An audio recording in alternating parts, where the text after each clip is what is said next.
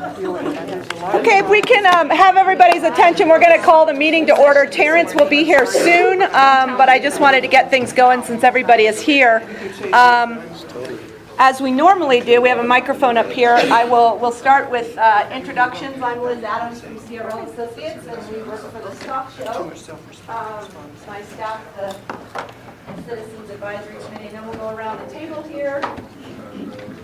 See if you can talk loudly into the microphone, please. Just who you are and where you're from. Hi everybody. I'm Rusty Collins, and I'm replacing Jocelyn Hiddle tonight as the CSU representative, and I'm the director of the Denver Extension Office. Hello, I'm Tina Martinez with the Denver Museum of Nature and Science. Mi nombre es Juan Melor, represento Liria y Swansea. My name is Juan Bolos, and I represent Liria and Swansea. My name is Liliana Flores Amaro, and I represent Swansea. John Slapia in Glowville. Brad Buchanan, National Western Center Authority. Gretchen Hollera, Mayor's Office of the National Western Center. Elizabeth Clover. Ann Hayes, Westville Company. Jeremy Rowland, Family Environmental. Kayla Birdsong with the Grow House. It's a part of Grosse Points. Mark Rodman, History Colorado. Larry Burgess with the Business Association. John Olson with Historic Denver.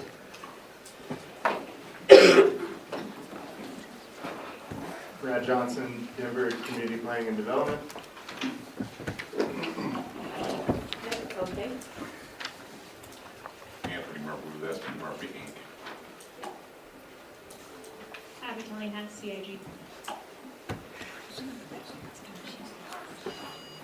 Andrea Burns, National Western Center Authority. Hi, Matt Berry, National Western Center Authority. James Ellis with Civil Technology. Eric Anderson with the Mayor's Office of the National Western Center. I'm Sean Snow, Mayor's Office with the National Western Center, Historic and Cultural Resources. Lance Nading, 4700 Brighton Boulevard, Blue Experience Police Museum. There we go. Julia Highland, Hensel Phelps. Jocelyn Robinson, Workforce Development Coordinator for the JAC.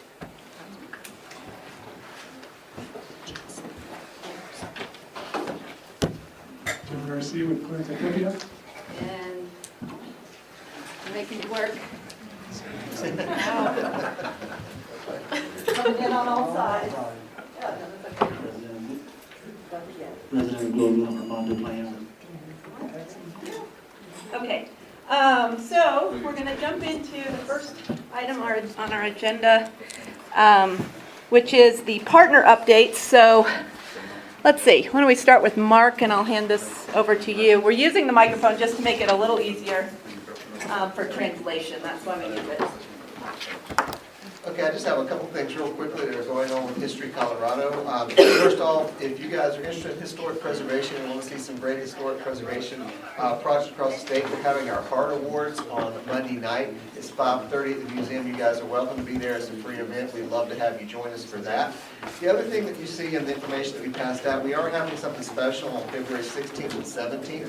It's the Day of Remembrance. It's for the people that were associated with the internment camps during World War II, the Japanese internment camps. We'd love for you guys to come see that exhibit. We also have some special speakers that will be there. And then the last thing I want to point out, it's a little ways in the future, just so you guys can get it on your calendars, is we are having a community celebration day, and we're going to be talking about different communities that we've worked in, and one of those communities is going to be the whole area of Swansea. We'd love for you guys to join us and celebrate what we've done in those communities and talk about how we can do further work with you guys and other communities throughout Colorado. So thank you very much. And when is that? March 2nd. Oh, question, Armando? Yeah, I was going to ask, is Brad Buchanan supporting that event? I hope so. No, because there was some dialogue that we wanted to do something in the future in terms of having the GES be part of the historical perspective in terms of the National Western Stock Show, which the community has offered to the National Western as being part of, again, the broader picture of the National Western Stock Show. And I thought that would just add a really cool version. The way I see it being in 3 phases. One, the GES, the Old West, the New West, and how that would incorporate, and then being able to showcase that as the National Western moves forward.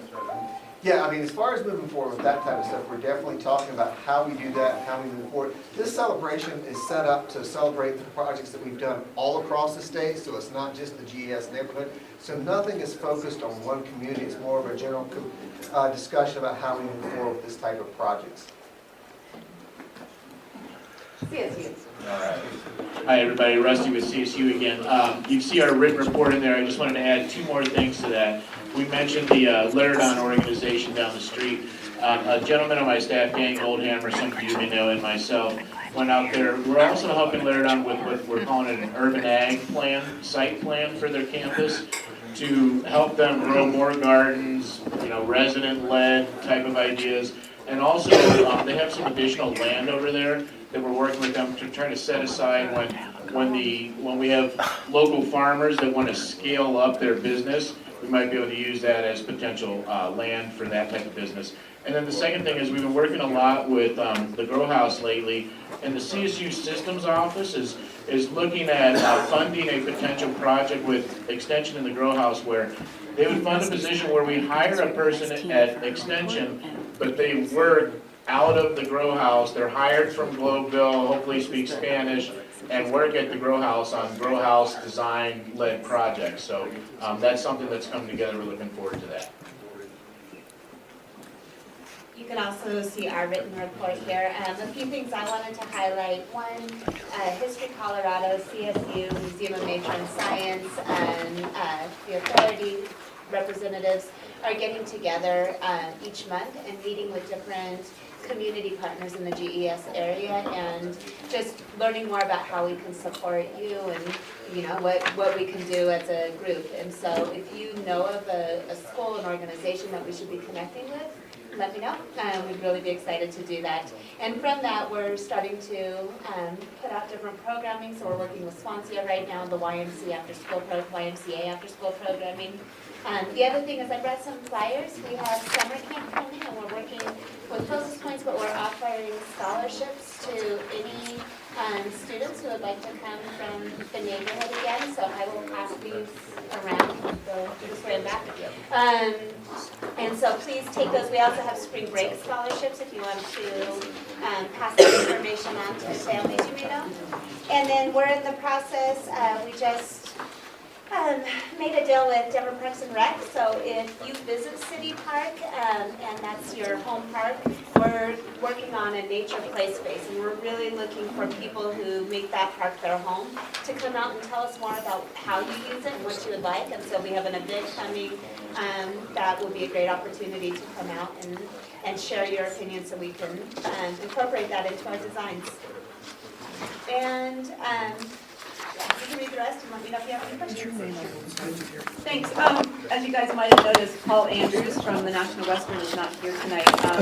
He's kind of he calls it the stock show crud, and he made it almost through the stock show this year without getting it, but he is still trying to get healthy, and he had a long day today with some other meetings, and so he asked if he could be excused. You'll see on the updates that it was a great stock show. It was 701,000 attendees. Things went very smoothly, given the construction and whatnot.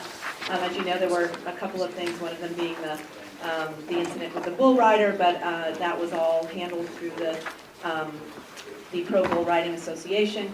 And so things went well. He's looking forward to, there's a big motorcycle show here this weekend, and he's expecting that it will be very well attended and that people will actually be on their motorcycles because it's going to be such great weather. So they continue to have events and preparing for the next event. And for the record, it was the 3rd largest attendance in history for the National Western. Yeah. So from those updates, does anybody have any questions, any additional questions? Great, okay. I'm going to turn it over to Terrence Carroll, our facilitator this evening. I promise that one day that Maria and I will be here at the same time.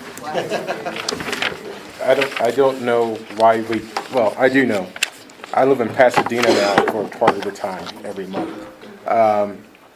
Although Denver's much better than Pasadena. Pasadena just pays the paycheck. Where are we? Yeah, authority board members report, John and Liliana. I'll have to steal this from you because we only have I don't one. think it's working. Yeah, you have to get really close to it. I'll try No, turning it's it not up. on. Oh, okay, never mind. Who wants to go first? I Oh, can look, learn that you're in right Speaker next of the to House each other. too. Excellent. I'll see if I can turn this up. Just hold that close to your, The meeting this morning was, is what, in addition to the stock show, that's what wore Paul Andrews out. It was, I was born and raised a Catholic, and it went on more than a Catholic high mass this morning. It drug on and on.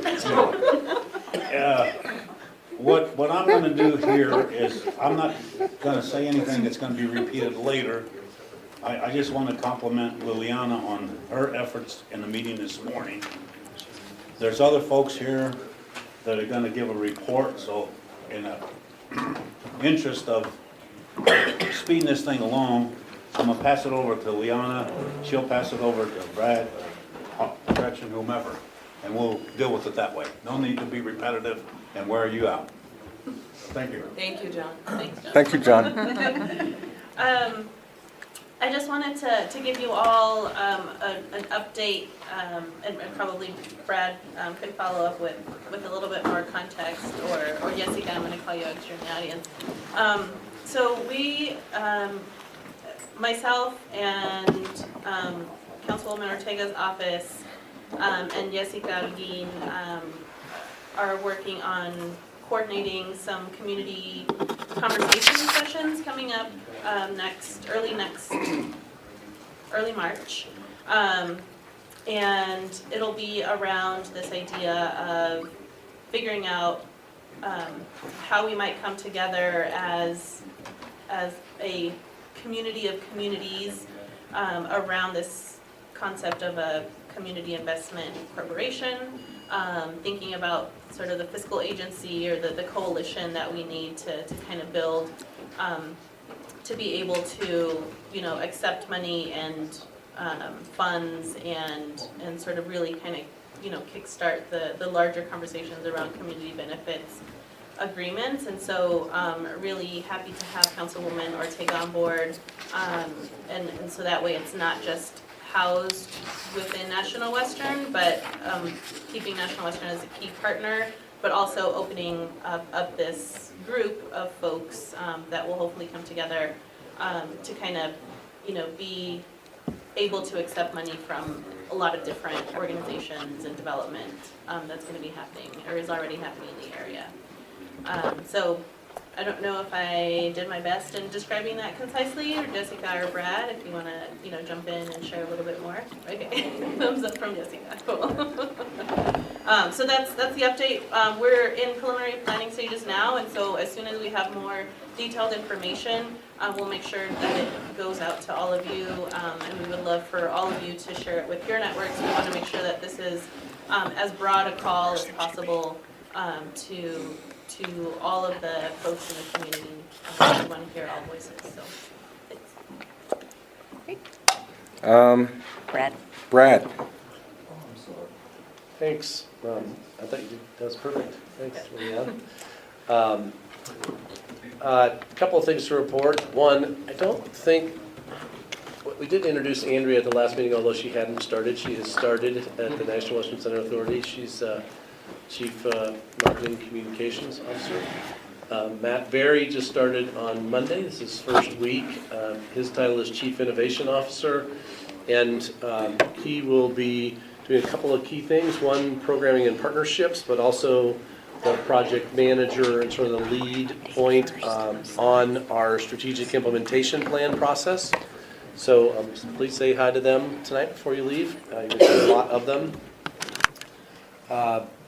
Our strategic implementation plan, which I've mentioned in the last couple of meetings just briefly, is getting kicked off. The board approved the funding today, and to work with Prime Facilitation Lead, which is a group out of Denver, actually located in 5 Points, called Uncharted. And they're actually doing some work now in GES.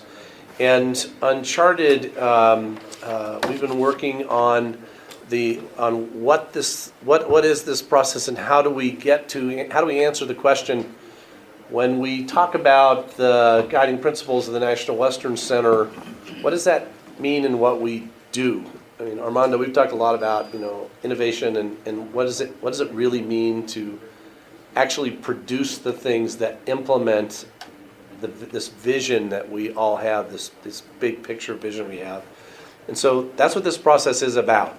It's about what do you want to do? And the first step in that process, there'll be a launch here within about a month where we will be doing a citywide call for ideas, call for proposals.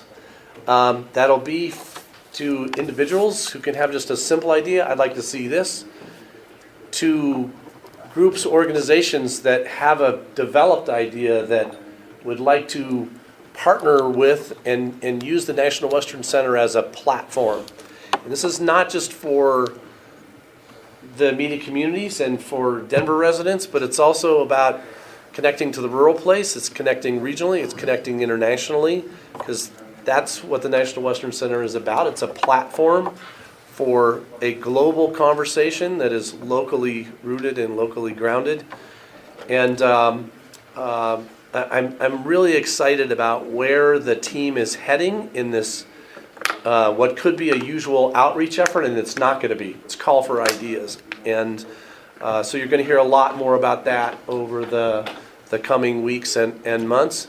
That will lead into a series of more topically focused threads, we're calling it, that come out of that call for ideas, and that we will then develop over the next 6 or 7 months in whoever, folks can pile onto as cohorts into a work group, into a thread of a topic, more than one topic, all the topics if they want to. The goal at the end of the process to be that we've developed our work plan. We know what we're doing. We can get started on things now. I mean, we don't need buildings to be standing up the experience of the National Western Center. You just heard all the things that are happening in our communities right now already without walls standing up. So what does that mean to get started now? And then so that by the time the walls are stood up, we're rocking and rolling, and it's happening, and now we've got even a bigger, shinier, better place to do even more things in. So we're starting, but it really is. I really think of the National Western Center as a platform for expression and passion and interest of individuals and organizations around innovation and agriculture and community and food equity and food production. So I'm really, really excited about it, and you're going to hear a lot more about it in the not too distant future. It's coming together quite nicely. So thanks, and please stay tuned, and please come to us with your ideas. Any questions for Brad? Okay, Gretchen. Okay, so we have a couple of things on the agenda tonight related to the capital build, starting Is this with... correct? Yes? Yeah, and we Okay. may want to start, we've got some slides that we usually walk through just where we're at on procurement and campus-wide services. I did want to show the fly-through video. Oh, you want to do that first? Yeah, if that's all right. So I know sorry. a few, probably, gosh, almost half of you have seen this, but I think it sets the stage for what we're trying to accomplish with phases 1 and 2. See if, I need to be able to see, to turn the volume up. So you can see the networks coming through, and these are all discussions that Eric Anderson and our placemaking team have helped lead. This is just a couple of minutes. Is this new technology? Yeah, I'm just trying to turn it up. It's just not. I think Liz is trying to turn up the soundtrack, but It's just music. there's gentle guitar music. It is. It's relaxing. We can all Does everyone meditate. have their popcorn for the movie? No, Yeah. we'll play Eminem. I think he goes well. So it just helped you get a sense of the size and scale more than anything. The designs that you're seeing are, but for the legacy building, preliminary. So we're looking east, we're in the river. No, okay, now we are flying east of the Eastern Drive. And, I can't. Go ahead, keep going. Okay, that's the Legacy Building, and we're gonna pause here at the entrance to the Grand Plaza between the livestock and equestrian centers. So, Legacy Building on your right, CSU Animal Health Building on your left, and this run through, you're running through a farmer's market, just a sample use. There's also a boat show going on at the same time. And right here you start, you've got the livestock hall on the right, equestrian on the left, and it just takes forever to get through this plaza and past these buildings, which shows you the scale. That's the water tower that we've talked about on a regular basis, repositioned as a placemaking element in the center of the plaza, and really anchoring your entry to the yards and additional event spaces. Still flying past the the buildings. We're going to pause on the catwalk. The music's coming out of here. Because there's a concert. Is it Eminem? And it's daytime again. So now we're gonna go west. We're going past the equestrian center. We're gonna pause here again, and you'll get a snapshot looking south of the equestrian center and the parking underneath it. So you can see that loading area. So now we're going to travel south along the Platte River, which we have cleaned up for your enjoyment. And you really get another sense, if you pretend you're a really fast cyclist, how long this stretch of the campus is for this open space that primarily exists in phases 1 and 2 between the two bridges.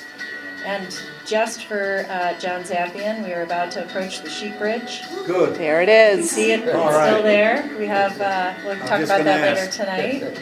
It's structurally reinforced, but please do not climb on it, ever. So we're still in the open space, and then we're gonna come up again to the intersection of National Western Drive and Betty Cram. So you see the CSU Animal Health Complex, the CSU Water Building there on your right. And this is what Brad Buchanan likes to call High Street and Main Street of phases 1 and 2 in the center of the activated campus. The Legacy Building anchoring the northeast corner. And in the distance on the upper right, you can see the pedestrian bridge that connects you to the North Metro line. And it's just that now we're done. See, it was that Kaboom. easy.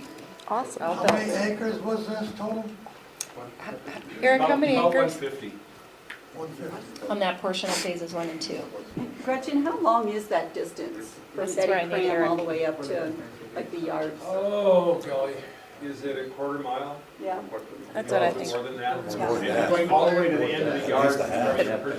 Half a mile. Yeah, okay, that's a pretty long way. Yeah. Yeah. So I've got just a couple of slides before we hand off to Eric and Brad to talk about, My full screen, sorry. oh, that's all right, art and the design handbook, and then Sean Snow talking about his work plan. It's something we mentioned last time. I'll do it in. And then a zoning update. So just a couple of slides, just to stay focused on where we're at. View. Sorry, I'm really bad at this. No, that's all right. Full screen, where is that? Full screen is window? usually, This? But then. why don't you go to slideshow? Oh, okay. Sure. Gretchen, is that video going to be available? Yeah, there's I'm a gonna- link that will circulate, and it's Oh. available. I'm gonna post that link on the site. Yeah, how do I, can you help me? I'll let you drive here. Oh, I don't know. I sent it, she'll put it on the CSC site. Oh, great. Oh. It's also on the homepage of our, of the National Oh, there it Western is. Center website. That thing. This thing? The little No. slideshow. To the right. You just go- This. Ding, ding, ding. Oh. There. Okay. Magic. All right, so this is just to keep our map in front of us and the elements that we talk about for phases 1 and 2. Again, just talking about work underway, we'll keep bringing you the procurements that we've completed. You can see on the bottom right, the maintenance and operations building is the first of the 4 structures that the city team will be building. And really, in 2017 and 2018 is when we pushed most of this out. We have just a couple of things ongoing now for the Stockyard Event Center, our second building. And then new from our last meeting, we have selected the Populous team for design, and we are in discussions with them now on contract for the design of the equestrian center and parking garage. And we have just a really talented team able to work with us on that. And then you can see our final procurement. So we're really almost done bringing teams on board for phases 1 and 2 for other than the horizontal integrated contract, which continues to let work through Hensel Phelps for the next 5 years. But coming directly from the city, it's just the CMGC construction for the equestrian center and then the design and construction for the livestock center. So that keeps us on our schedule, which is great news, and the team's worked really hard on that. Campus-wide services, I think this might be something we can bring forward if we have time on an agenda once we are further through our placemaking work. We've spent lots of time on energy. We are also in conversations with Denver Water on how to bring recycled water to the campus. So we are working towards a discussion with their board and a funding agreement. On the right, though, you just know that we are working on early stages of due diligence and working with some subject matter experts around concessions, so food, beverage, and merchandising, our tech infrastructure, security and waste, and digital signage and advertising. And these are opportunities for us to enhance each of these systems in the buildings. And because we are in the design and construction of them so actively, we need to understand what level of service we want to provide. And if we have any partners that want to come in and team with both the city and the authority, would need to team with any of these service providers. But lots of work still to happen on these. We're going to talk about the triangle at the end, so I think we're going to stay on phases 1 and 2, but I do have some new triangle slides once we're done with that. So at this point, I don't know if there are any questions about where we're at. That's my question. Would you say it's fair to say we just completed year 3 of 7 years? I was told there'd be no math at this meeting. Because it always says 7-year project, but yeah. So are we starting year 4? Let's see. If I'm thinking through my timeline, funding was issued in 2016. We launched, Marcy's right here, Mayor's Office of the National Western in 2017. We really talk about 2018 being our first big construction year, and we're done in 2024. So. You have to carry the 2. Carry the 2. No, and we can just push that schedule out again too. There is. It's actually in algebra right now, so it's not any real I like to math. think we're entering, because we started property acquisition and bringing structures down, I like to say that we're entering year 3. Okay. That's only if you do 3 plus y over x equals some number. It's been a long day, Ann. All right, so we're going to hand off now, I think. Yeah, we're handing off to Eric, it says on here. I'm going to do math now. But what are the most powerful women and whatever you're the most powerful woman I was the at? city's deputy CFO, and I'm like, Hello, I don't know everybody. math. I would like to introduce Michael Chavez from Denver Arts and Powerful thing Venues. for? Michael Didn't she get an award is for being most leading powerful the something? public art program And in transit. Denver, so that's his job. We Oh, have been Eric, working- Yes, sir. before we start, did we acknowledge Gretchen's award earlier? We did not. Recently, our very own Gretchen Hara was named the very most powerful woman that's ever been powerful In transportation of the year. in ever. transportation of the year.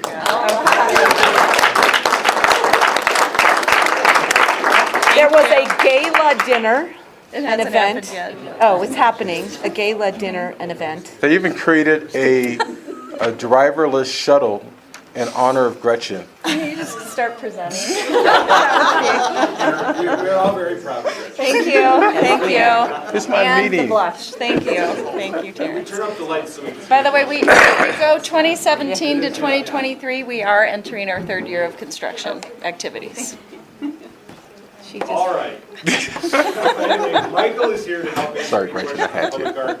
But remember in the last meeting, we presented kind of a brief slideshow about the public art program, and then we distributed the public art plan. And want to know if you guys, first of all, have any comments on that. And if you do, we'll take those, and then after that, we'll have kind of our next steps of where we're going with that. Could we dim the lights just a little bit, but make not real dark, just to get a little more contrast? Oh, yeah, yeah, we Oh, don't we're not- have, this they is- don't we have don't- I slides. I do not have a slide. That's Well, I still can't read it. I don't. But you don't have to. It's not about. Okay. Oh, that was her slide. Oh, okay. Yeah, sorry. That's the I campus guess wide I really services. can't read it. Yeah, it's, So, does anyone have any comments back from the public art master plan that we submitted and sent out to you guys about a month ago? It was in December, late December. and it was resent this month as well, and it's posted on the site. So I did resend it with a reminder for if anybody had any comments, so. Okay, Gavin? I just kind of have a context statement. The Art in Public Places protocols and program is a great thing, so let me just say that. But I also want us to really, as we understand what the protocols are and how this is implemented, what these funds are, I would just ask us to really be creative in our thinking and explore and get really clear what this means in terms of the greatest possible diversity of bringing in all kinds of ways of doing art. Art in Public Places is a particular program. And I'm not even saying this is a criticism, and it's a particular amount of money from a particular formula, as we talked about. And I just don't want us to miss anything around partnering and doing things, and there are certain controls and limitations on the timeline going forward in a facility or an installation when we use art in public places. So I just want us to really be aware of this and ask that the team not only just report this as an option, but that, and by that I mean you and your whole constellation, Eric, but also that we prime the pump for the conversations that can broaden ways of doing art in public places. So I just want to put that out as a... Thank you very much. I really appreciate those comments, and I couldn't agree more. We strive for unique projects every time we go out with something new. We strive for diversity, equity, and inclusion in everything we're doing. We have more than 400 artworks in our collection. We've been doing this more than 30 years. And this is a unique site with unique opportunities, with varying scale opportunities as well. We have about $4 million to spend on art, which is really extraordinary. But as you saw through the fly-through, it's a massive space. So we have opportunities for large, potentially large, very memorable kind of placemaking opportunities, and smaller interventions along, you can imagine, along that open space along the river.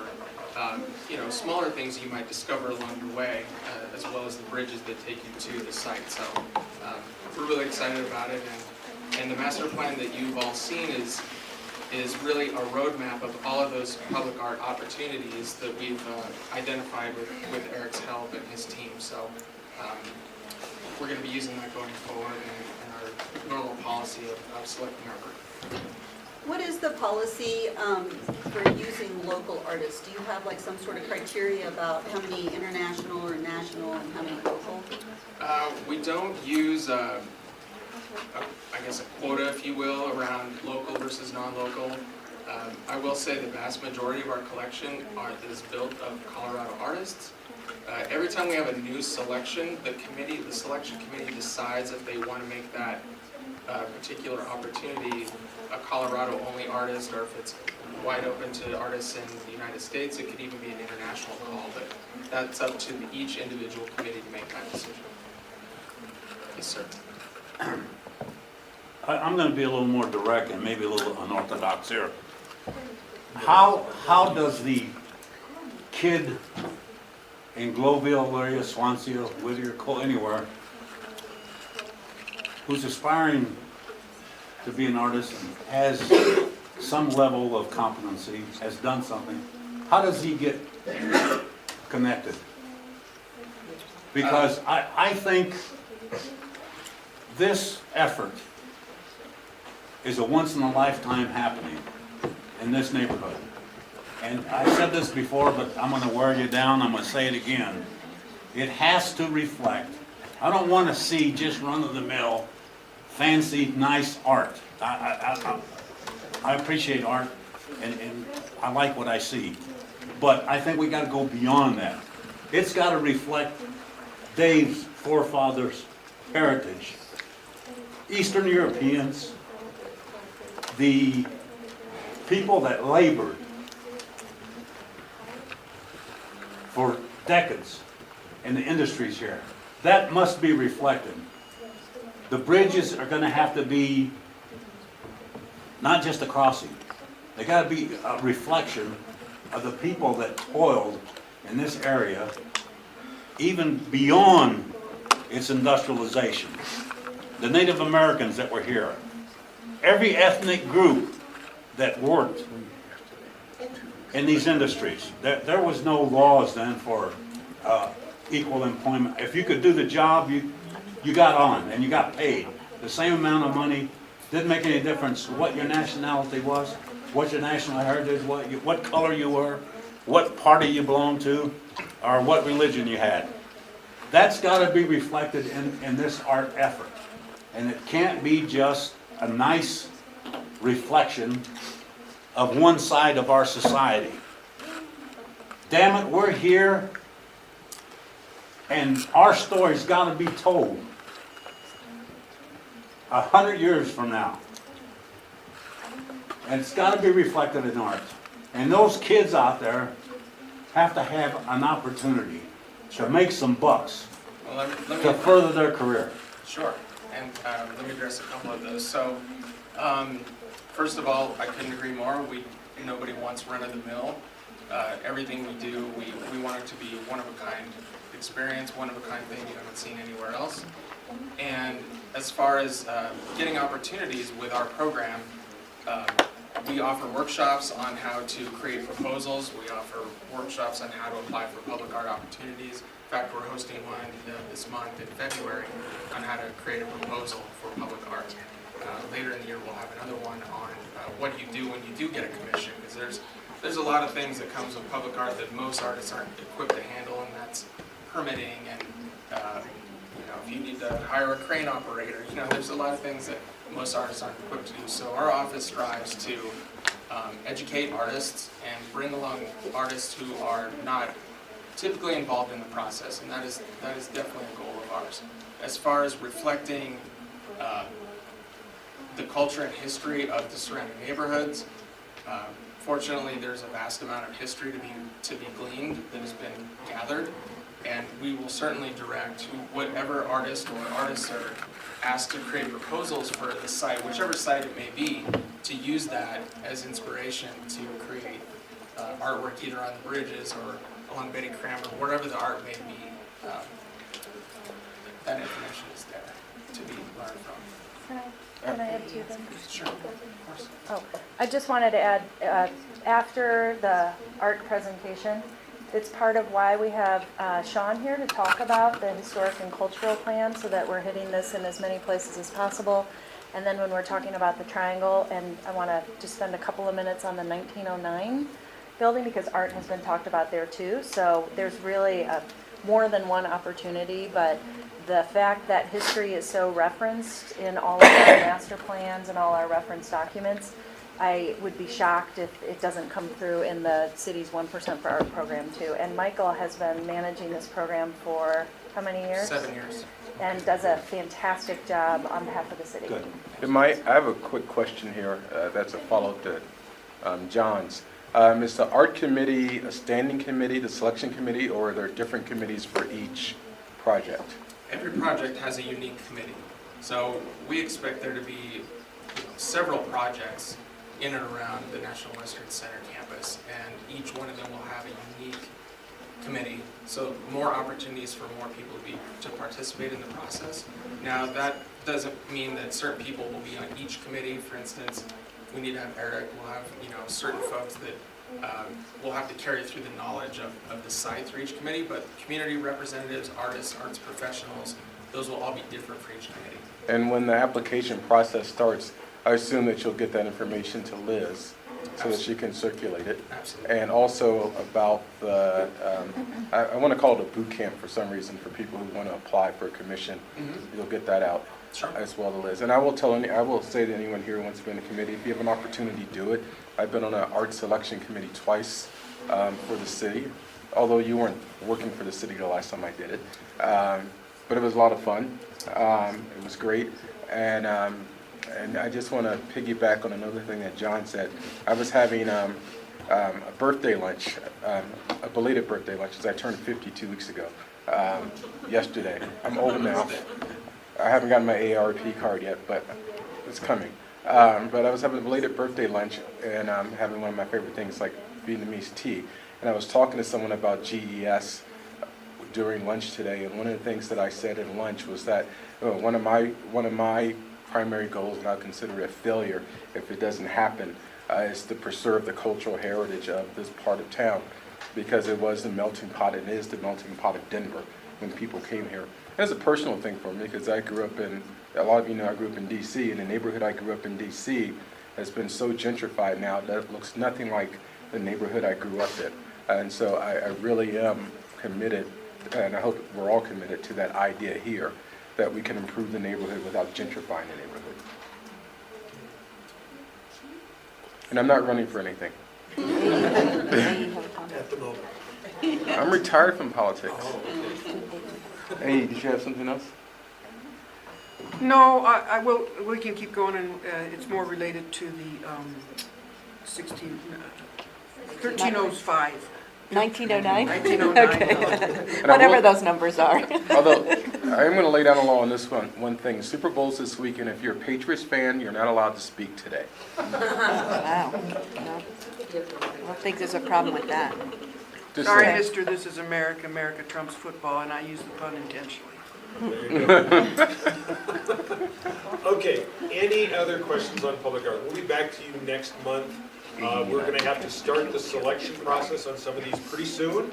We're getting designers on board, and our goal is to integrate the artist with the design team. So we've got to get this going. So, Forgive me. I'm sorry. Something popped into my head, and it is very relevant. The selection process. If others have been involved in these, I hope you'll speak up too.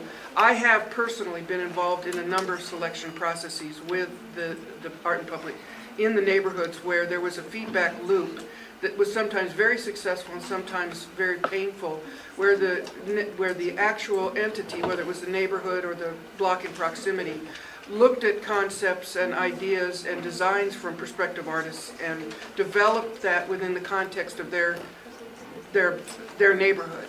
And I just want to put on the table that when we're talking, I'd like us to get more specific about pathways in to the selection criteria. And it strengthens some of what John's saying, and part of what it has to do with representing everything that's going on. But anyway, I would just ask that, because I know there are mechanisms where the makeup of the selection committees and the criteria can be influenced, and that can be something that our team out of NWC-CAC is part of. So is that ring true from how you understand the process? Yeah, and I'm happy to, I have my business card, I'm going to leave it on the table here. If anyone here is particularly interested in participating, wants to talk to me about it, wants to know more about that process, I'm more than happy to talk to you.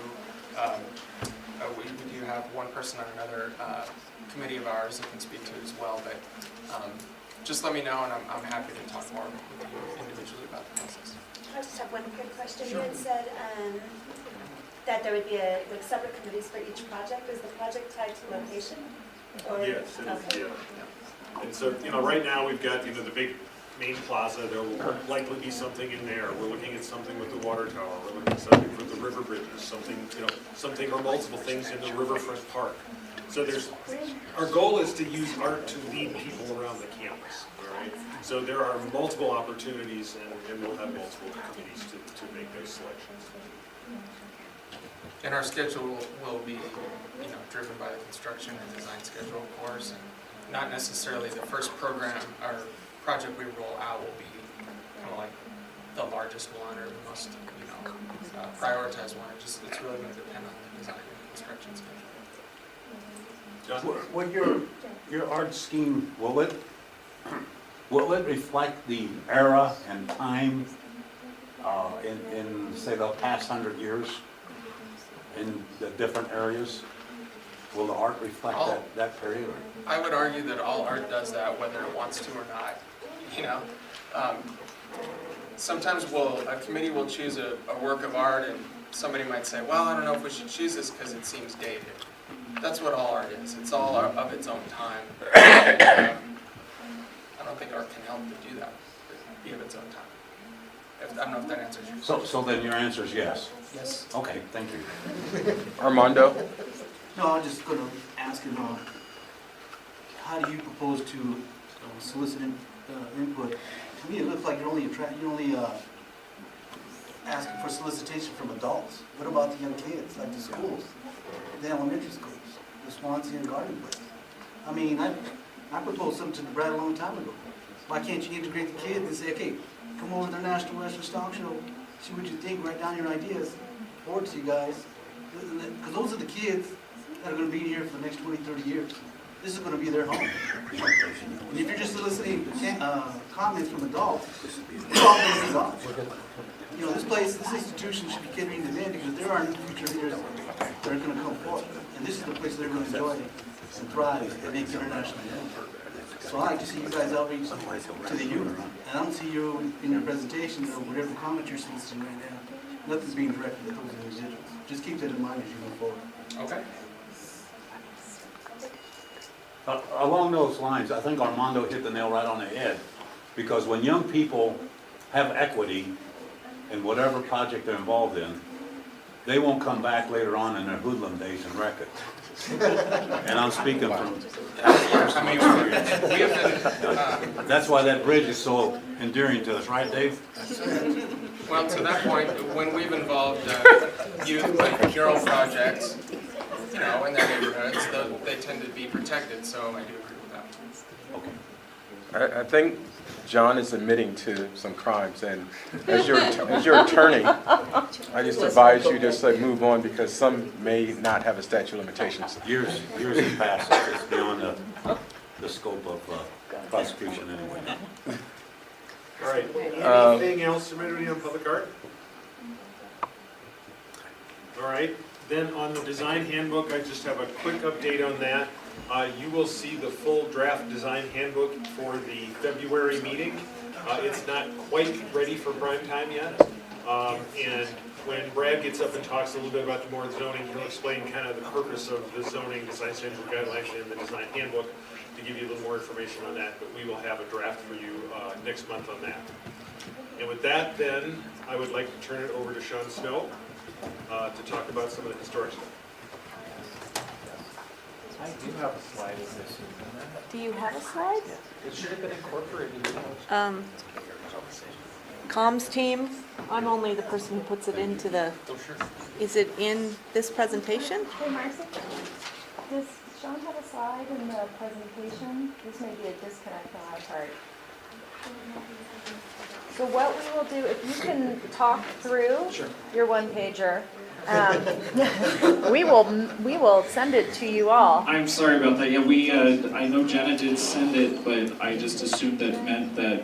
Was it? It's all No, good. I take responsibility for that. So what we wanted to do, if you don't mind if I do an introduction? Yep, that's fine. Let me just see, maybe it's here and we don't know Well, I'm it. still going to introduce while you Okay, look. excellent, fine. So we're the first city program to ever have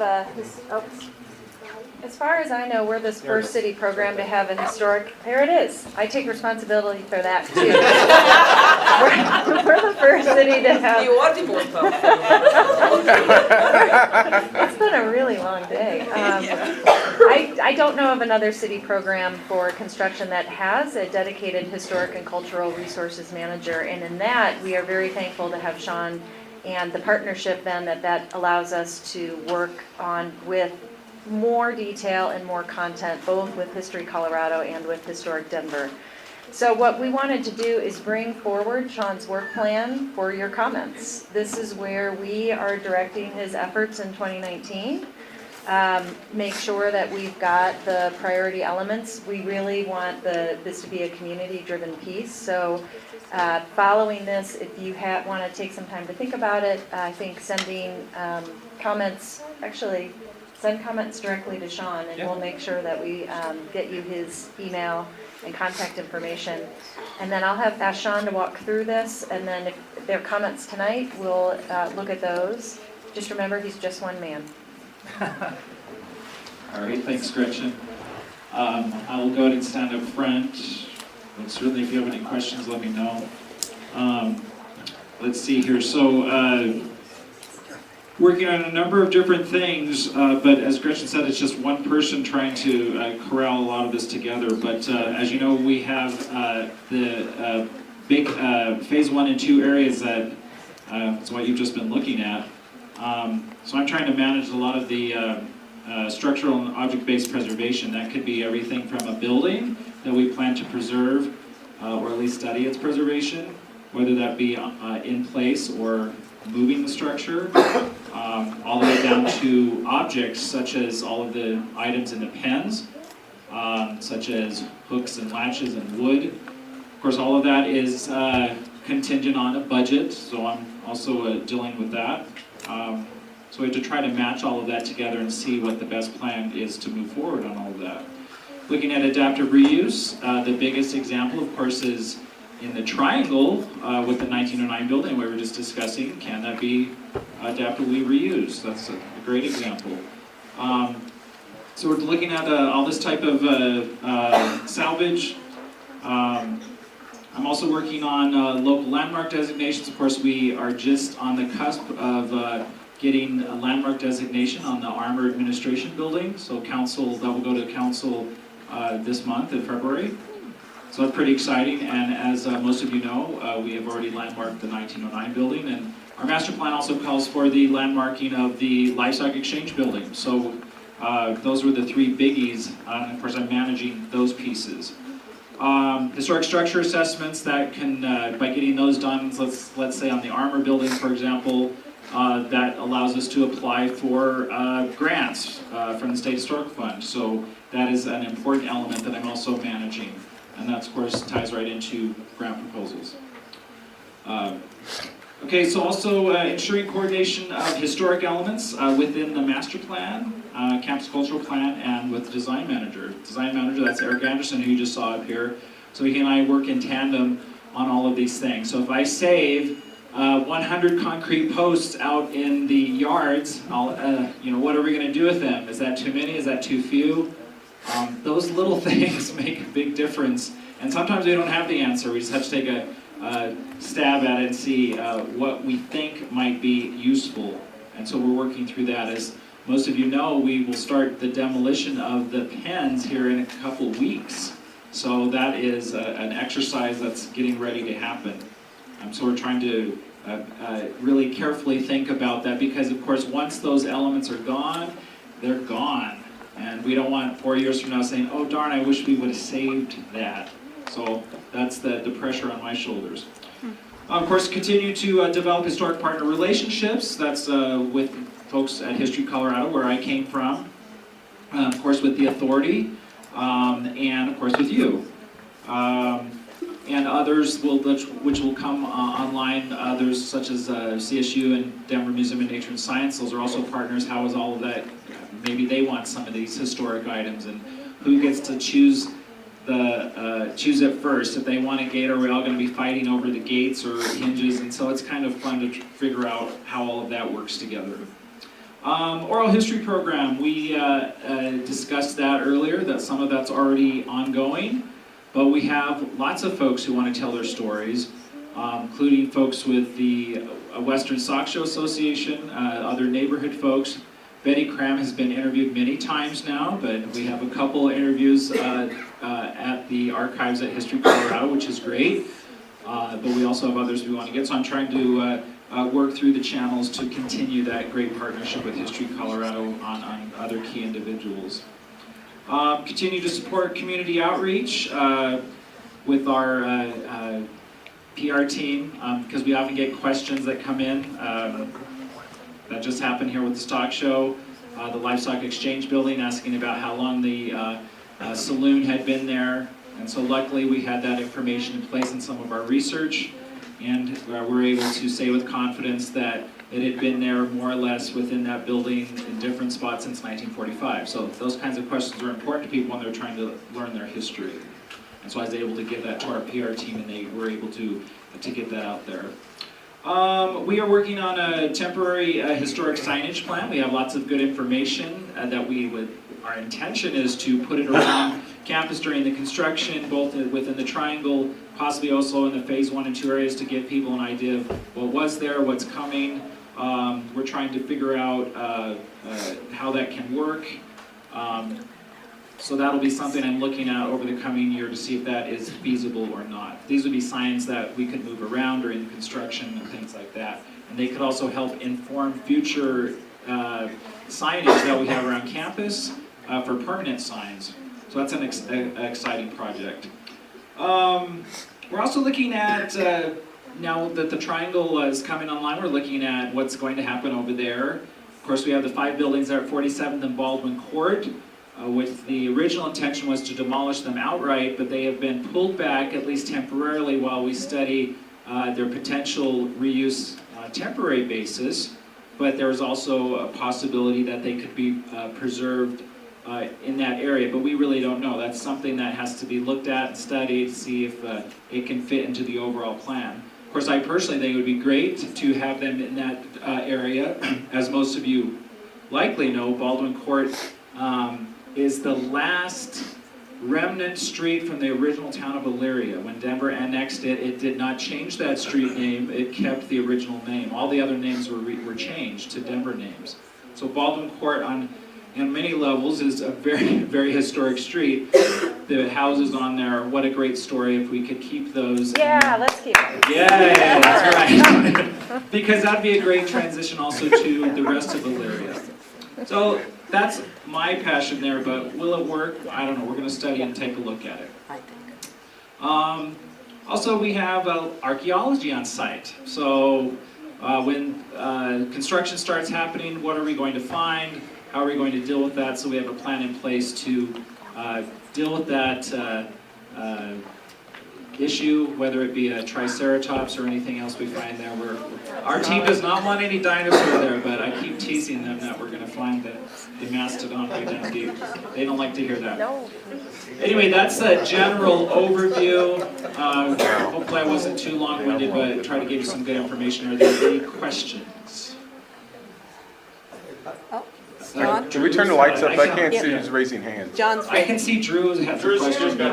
I was just gonna ask, so the houses on Baldwin Court, I noticed they're still there. Are you thinking of keeping them there? Is that... So he's asked about the house on Baldwin Court, will they actually stay there? So right now we're looking at potential temporary uses to see, because they could be empty for a number of years. And can there be temporary uses because they'd have to be brought up to code, their uses will change. Could artists use them in a temporary basis, things like that. That's what we're considering, and we're studying that.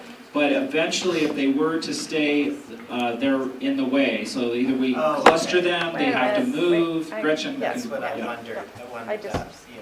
Sorry. Woman of power, your turn. Oh my gosh, no, I just, because we're dipping into triangle, I just wanted to jump in. The interim activation really helps keep that neighborhood face present and make the campus active. What we are hoping to see with a potential PBI partner for the triangle, for that development, is that those buildings would have an interface with the community similar to what we have at the Calgary Stampede, where you have a cultural village and a cultural community, or what you see at the Auraria campus. They really make an amazing point of entry to where we currently show 47th coming across. So that's what we are going to put forward, that is something we are asking to see back from anyone that wants to propose on this. Obviously, we're way ahead of that process. The first step is the request for qualifications for teams. Then you would actually get into the proposal stage later in 2019. So for now, I also just wanted to clarify, part of, I don't know that we had spent enough time thinking in the early months of the program about our demolition, and I just want to thank, there were a bunch of folks in this room, and we had several meetings at McNichols, and then a team of folks walked through the campus and really identified from our demolition package, you know, the garages and sheds and things that were clearly needed to come down, but really we worked together to identify these structures, and I think we're going to work together to identify their next life too. So our hope is that it's definitely better if they're able to stay in their exact locations. I think there's one structure, if you compare it against the master plan, that would be too deep into the campus and far away from the edge, that a potential proposal may look at moving some of those structures. That's a whole conversation that we still have to have, and we're just probably too early to have it yet, but we're trying to take the steps we can now. That's why I applauded, because having Sean here and actually having a good partnership on phase 1 and 2 historic, I think makes a big difference. Okay. That's it. Other questions? Oh, yeah, right here. I have just a question. And years back, this is the 1970s, I happened to be in a group that did archaeological dig in the old Bedford-Stuyvesant neighborhood. I don't know, any of you familiar with that area?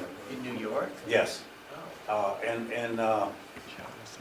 What they did, and hopefully it could be possible here, they actually did an archaeological dig with youngsters from that neighborhood, which was at that time totally unheard of. Black kids digging, and not through the trash and the dumps, but through history. And it was revealing. They discovered so much of their history. Would that be possible? So it's interesting you should say that. I'll share this. This is one of the things I proposed, but we're still early in the discussion. But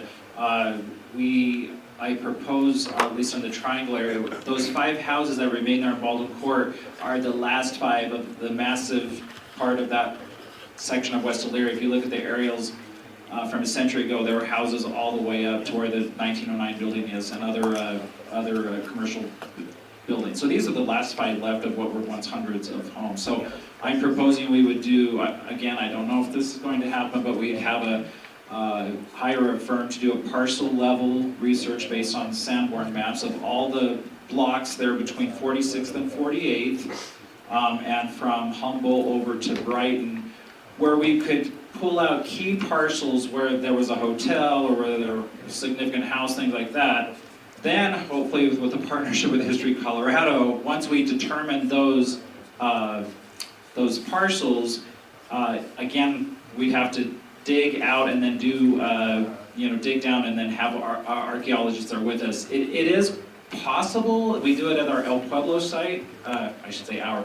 The El Pueblo Museum, where they have an archaeological site there next to the main museum, and that's exactly what they do there. It's community-driven archaeology. It's really inspiring. They bring the kids in, and they all do that. But it'd have to be a lot of things that have to line up, that wouldn't impact the construction going on. It'd have to be done early enough.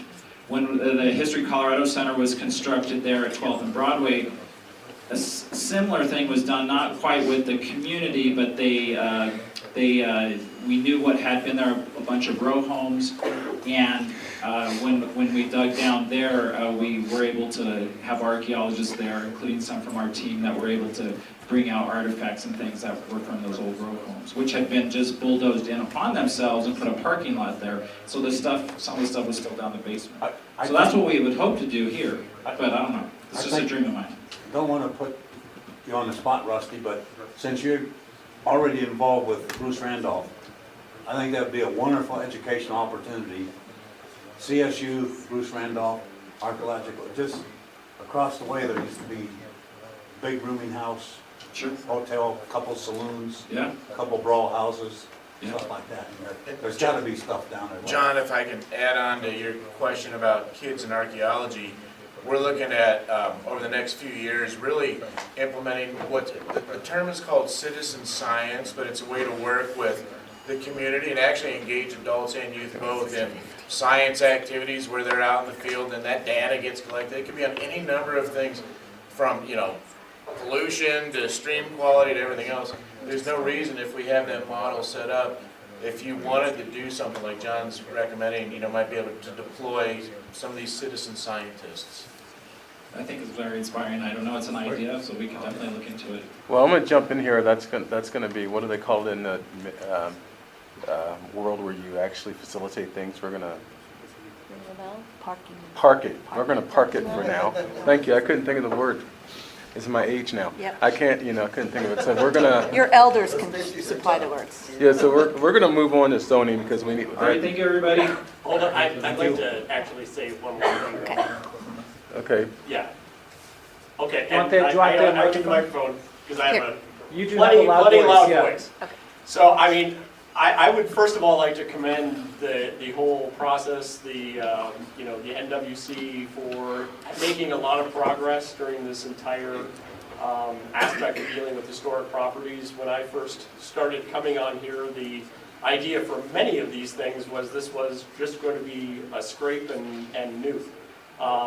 And that has evolved, and I think it's evolved because of many, many parties, and I think you hit on it very well, Terrence, in terms of the cultural preservation that needs to happen here. And I think that the cultural preservation is indebted to the buildings that are here that can tell that cultural story of what was here and who was here, whether it was a neighborhood or whether it was part of the National Stock Show or whether it was part of the stock yards that were there.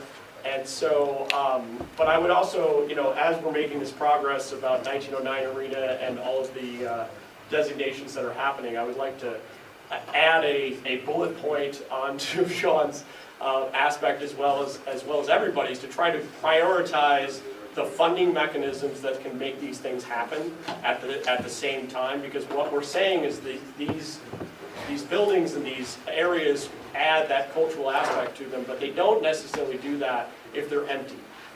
We're designating buildings, which is wonderful from saving them, but we need to have uses for them, and we need to have funding to do those uses. So grants are certainly a piece of that, and I want to be a part of making sure that as many grants that are available. But we also need to find areas in the budget that we already have, as well as new areas of the budget and development partners, both with the Triangle as well as with the existing buildings, and we're talking about the Arbor building and the Stock Exchange building, that I think that needs to really be prioritized for that. And I just have one specific question in terms of, I noticed that one of the first things from a construction schedule is the stockyards as well as the entertainment complex. I'm wondering about the hay barn and its movement and its, what it's going to be doing and if that's been decided yet in terms of being a part of that. Obviously, it would have to be taken down as a part of that process. Now I want to know what the funding source and what the piece of going up. I did see it in the flyover, which I really appreciate. Hay barn number 5? Hay barn number three. Number three. Do you want to address that, Gretchen, or do you want me to? Oh, you can. I mean, we have the same answer. So that's good. So there are two hay barns, and I'll go fast. Hay barn number 5 will be salvaged, so we're looking at that. That's the one, yeah. We're looking at that. Yeah. Number 3, the big one, we have currently gotten bids in. It looks like it can be moved within our budgetary framework, which is good news. We're right at the beginning of that conversation trying to figure out how, and we know where. But I'm afraid to say that, yes, we know for sure it's moving, but I'm going to let Gretchen say that. So the hay barn that we've all been talking about so much, sorry, it's lift station number 5, hay barn number 3. Sure. Okay. It moves, we're in full progress now to move that to the edge of National Western Drive. We've got a lot of strong support from Brad Buchanan and the authority. It could actually be used for hay during the stock show. Shocking. It could also be used as a pretty amazing event space and future activation on that edge of the campus. So that's a real success story, I think, from our partnership. And is the timeline, do we think the timeline is on with all I'm the other elements seeing all there? systems go on that right now. If that changes, I will bring it back to this group. Oh, okay. Thank you. Let's have Brad and team come up, and I'm going to put my bid in now.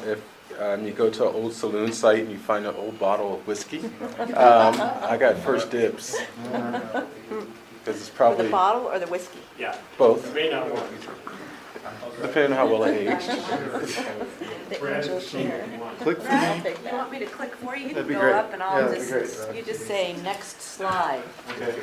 That'll be the cue. All right, well, thanks. It's good to be back here with you guys. I think this is maybe the third or fourth time I've come to this meeting, and most of the time I was talking about zoning or the overall regulatory package for the campus. As this campus begins to come to life, one of the procedural steps along the way is as developments and designs for buildings and sites and open spaces come through, they will have to go through an approval process with the city. So I want to talk to you a little bit about the regulatory package that's involved with that and that guides that process. Focus on the zoning tonight. Talk about the area to be rezoned and the stages with which we'll do that. We've put together a zoning strategy, which we're really excited to have out on the streets as of today and posted online and available for your review. Talk about where we go from here and some questions and discussion, hopefully. Next. So, man, those are huge. Well, those are gigantic buckets. So when we talk about making this campus outstanding, which obviously we all want, part of that is physical design and land uses and the mix of things like that. And the tools, the primary tools anyway, that we have to address those items are these three buckets. So the zoning code, the design standards and guidelines, or the DSG, and also the design handbook, which would be something that would be administered by the Saddle Design Committee, which you guys have heard about, and also allowing for stops at this group through that Saddle review process. Next slide. So just a quick refresher about the differences between these three tools. So first of all, the zoning. Zoning is a fairly rigid tool. It sets the sort of bare minimum requirements. It's typically measurable items like the height of a building or how far a building has to be set back from the street. It's nice in some ways. It's very predictable for the designer, the architect, or the developer. You can understand what they have to do to get their project approved via zoning, and it's fairly easy to administer. The problem with it, downside of it, is that it's pretty hard to change once it gets into that zoning code. It's a big process to change it. And there's not that much flexibility in it. You either meet it or you don't. So there is a possibility that you can go kind of too far with zoning and start to take away from an architect or designer's ability to shine and show architectural creativity. Next. So just to use one example, when we talk about what we're going to include in zoning, we just have to be careful, right? We have to be really sure that we know we've got it right, that that's what we want, and we're not going to change our minds. So, use an example. We can say in the zoning, a street-facing wall. Sorry, back one. Sorry. A street-facing wall should have windows to animate and enliven the street frontage. So we can use a diagram like the one on the bottom and say how much linear footage or percentage of linear footage of a building wall should be windows, right? We can measure that. Next. Nice thing about having the design standards and guidelines, that allows us a little bit more flexibility. You can prescribe in that document, which is a regulatory document, a design intent. So let's say that's to articulate the mass of a building wall, to break down the building wall so that the visual mass of it is broken up and articulated. But an architect or designer can come along and propose any number of solutions for meeting that objective. So, on the left, it's spandrels along the glass wall. In the middle picture, it's change in material or even a change in color to break down that wall. And on the right, a building that we all know and love uses these amazing columns. There's a little push-pull on either end of the building wall. Different materials, features, and window patterns. Next. And the design handbook goes down to even a finer grain level of detail, right? Start thinking about how these spaces, these elements start to come to life. And think about materials, specific material selection, color, what's going to be included in interpretive elements and different things like that. Next.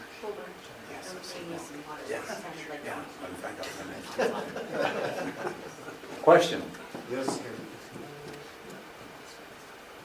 Go ahead, John. What zoning regulation would have to be modified or changed or on that location to have an entertainment area on the riverbank there? That would have to be changed? Yeah, what? So I'll show you in a minute, but we're envisioning along that riverfront to have a special district just for the riverfront. Okay. That would specify which uses would be allowed there, so that would be what would dictate that. Yeah, that's what I want to get to. Okay, cool. So just to play that through in a very simple design element, how those three different tools would come into play for, let's say, a very non-controversial sign. Next slide. So the zoning, pretty simple, right? It's going to tell us what type of sign we can have, to say how much area it can have in terms of the surface of the sign, and how tall it can be. Next. Getting into the DSG, getting a little bit more finer grain, specifying that the materials that are used on the sign should be proven durable in Colorado's climate, expressing that it should have some articulation, so maybe breaking the sign into a couple of different elements to break down its scale, and talking about how a sign is placed relative to other features, so it's not getting in the way of circulation and things like that. Next. The handbook, again, it starts to come to life a little bit more, right? What's the color? What's the texture of that element? How does it relate to other signs on the campus, on other sites? Next. So back to our big buckets and now turning attention specifically to the zone. Next. So what we've done is we've taken a first stab at a strategy and framework for the zoning that's going to be applied to the National Western Synod. And this is here for us all to kind of throw darts at and see if it works and get a check on it before we go in and start actually writing detailed zoning regulations. Next. Did you guys receive this by email today? Anybody? No. Liz did.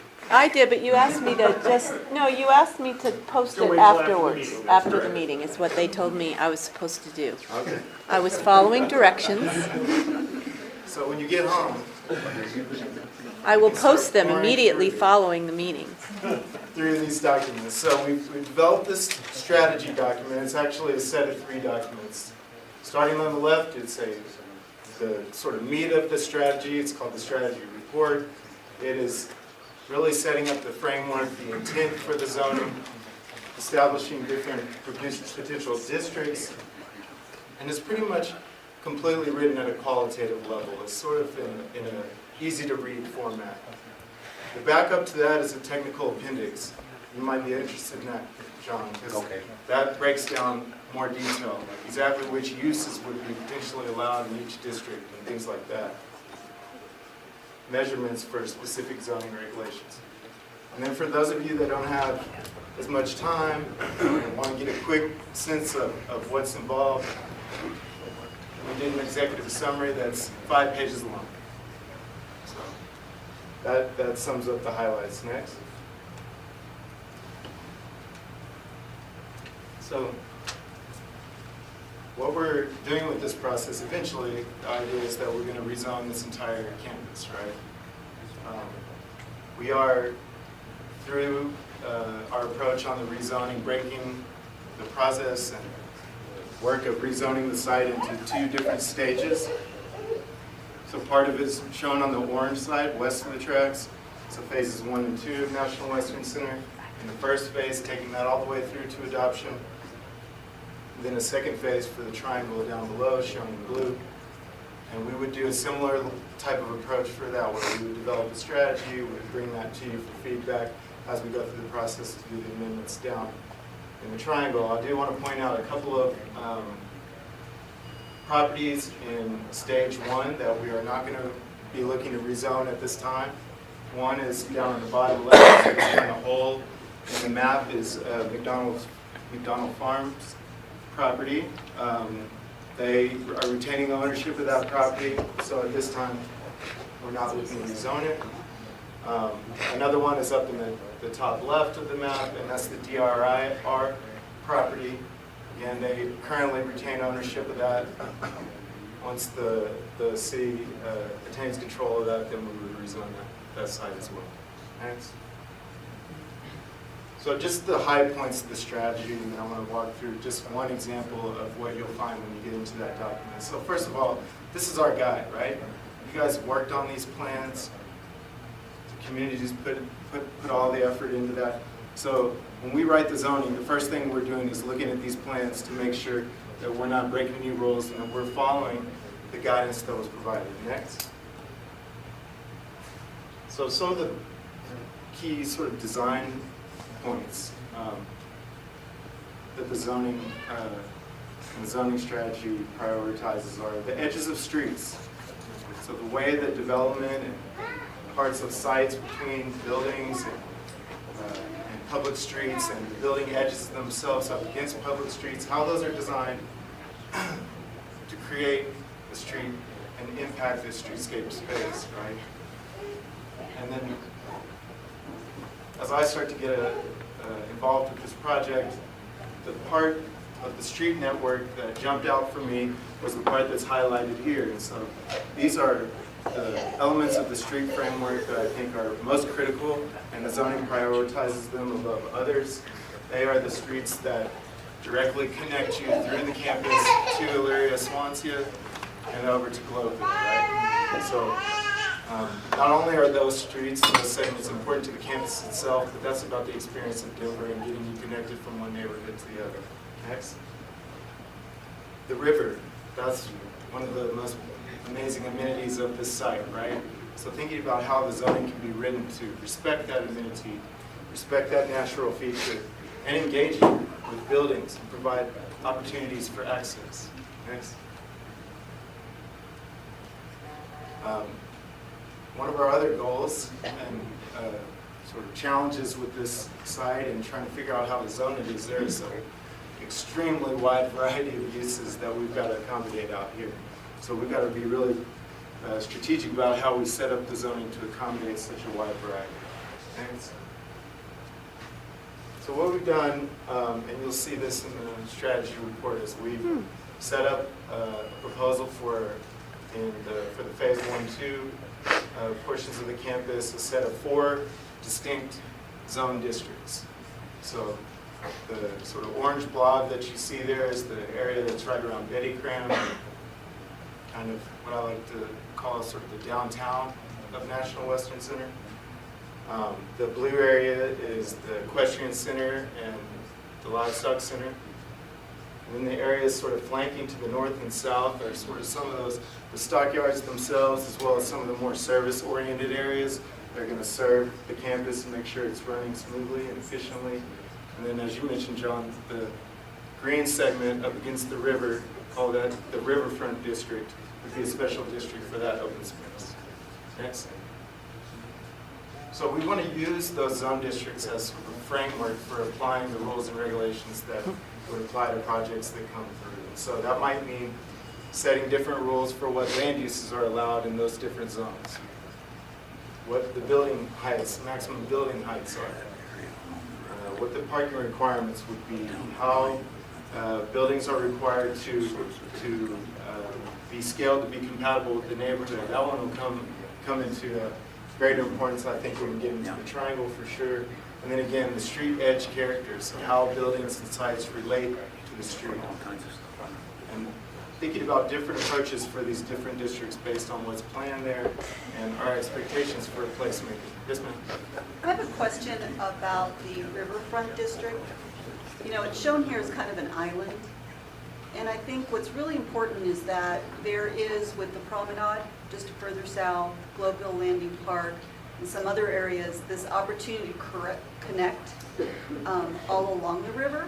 And is that the intention here, or are you intending to kind of have it just be an island? Well, I think that the way we've got it put here is for that specific open space that there's already plans for, right? And there's already land set aside for. We are addressing what you're talking about through a little bit of a different mechanism. So in these districts, if we're not get blinded, in these districts down here, thinking about requiring additional setback so that there's space to provide that sort of a linear experience as those properties redevelop. Yeah, it wouldn't have to be as wide as that, but Sure. it's just enough to create that connectivity, because that's going to happen and it should happen. Absolutely.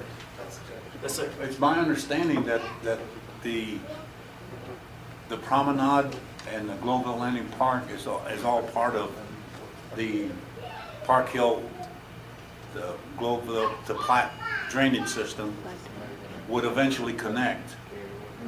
Yeah, that's my question here, Yeah, John. and it because wouldn't be it's an so island. important. Yeah, yeah. So just can I clarify?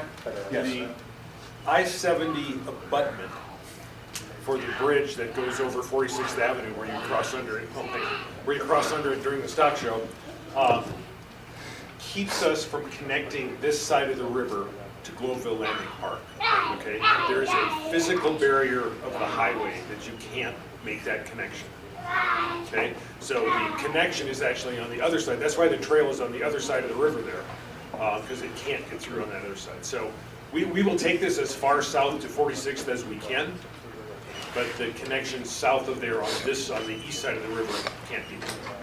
Is there a way to eventually bring it back over? I mean, is there something that can be done? Yeah, I mean, there's already a bridge at 46th with a bike connection. Okay. And then we'll have the two new river bridges at Betty Cram and at 51st, which will also help get people over there. Did that answer your question?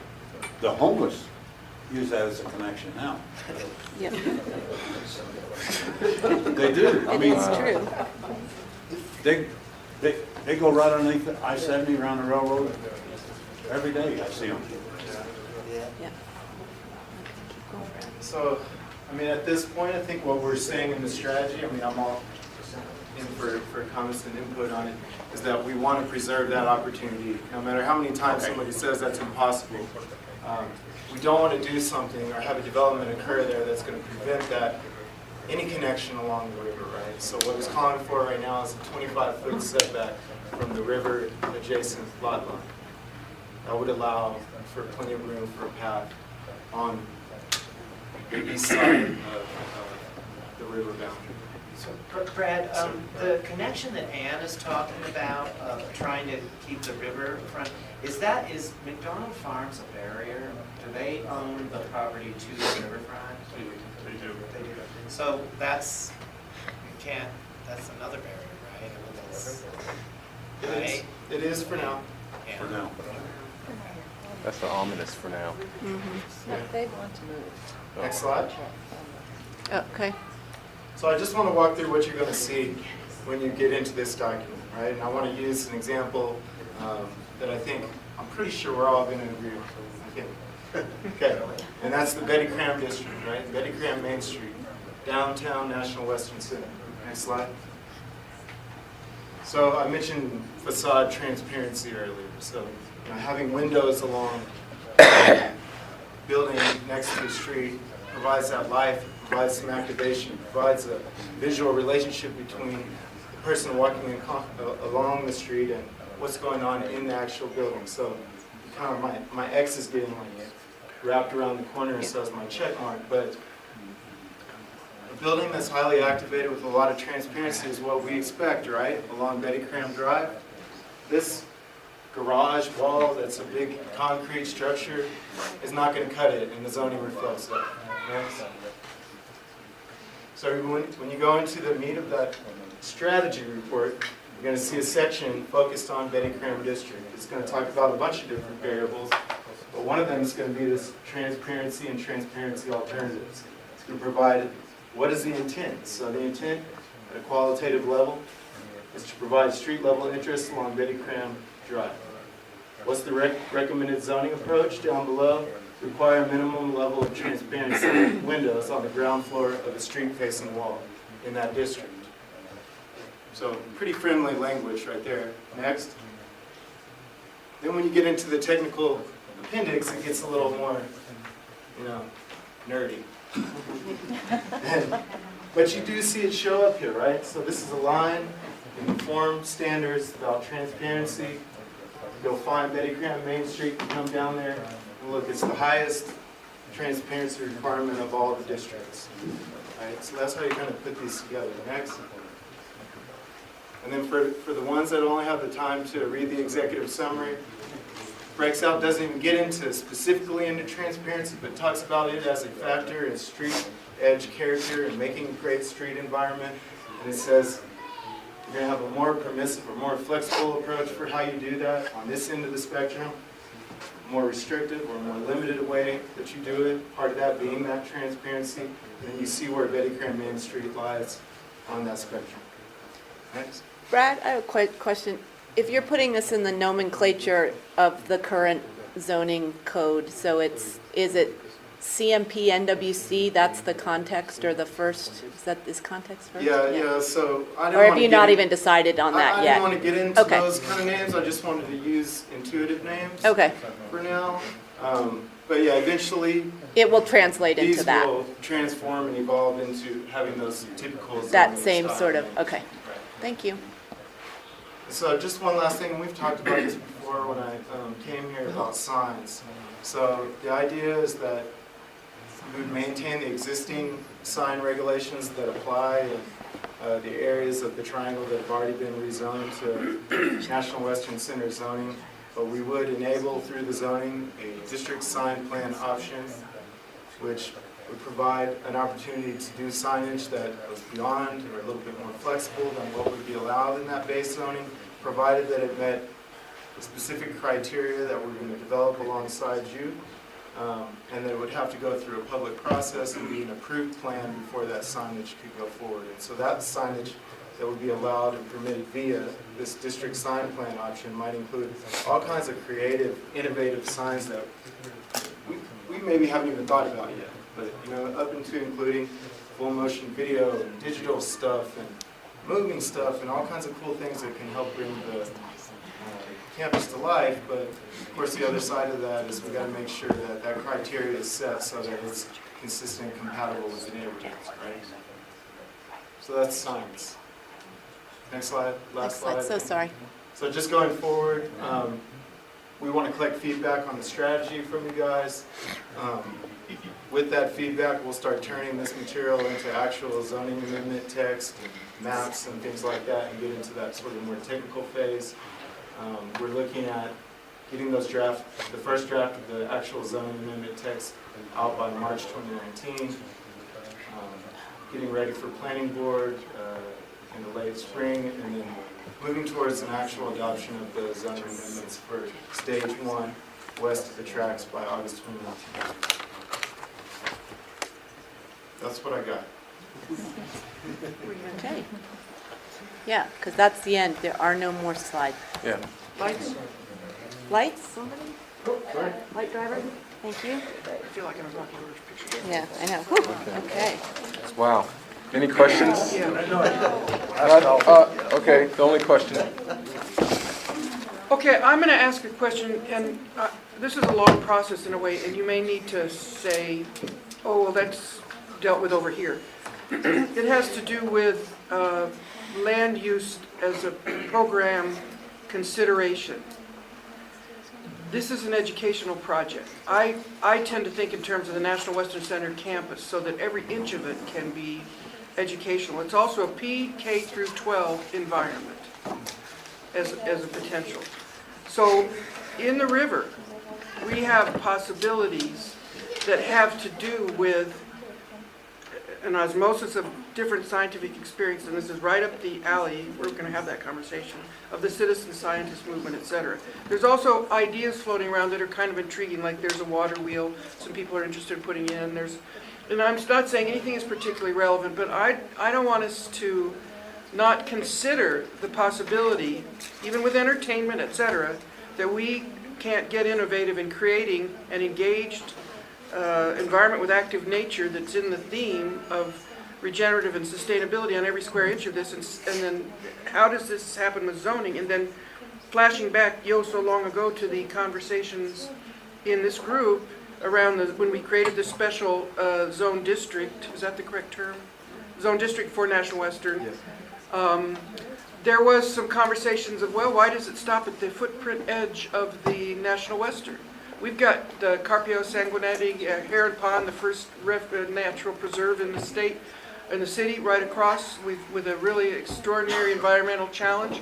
I just want to throw out for conversation in this discussion, is there a way that we can start extending the impacts of zoning in a way that supports programming and helping to leverage more resources and sustains our commitment to this being a generally friendly to all ages project in the arenas of what we're doing with learning and that kind of a thing. So is that fit in zoning in any way we need to be aware of in this conversation?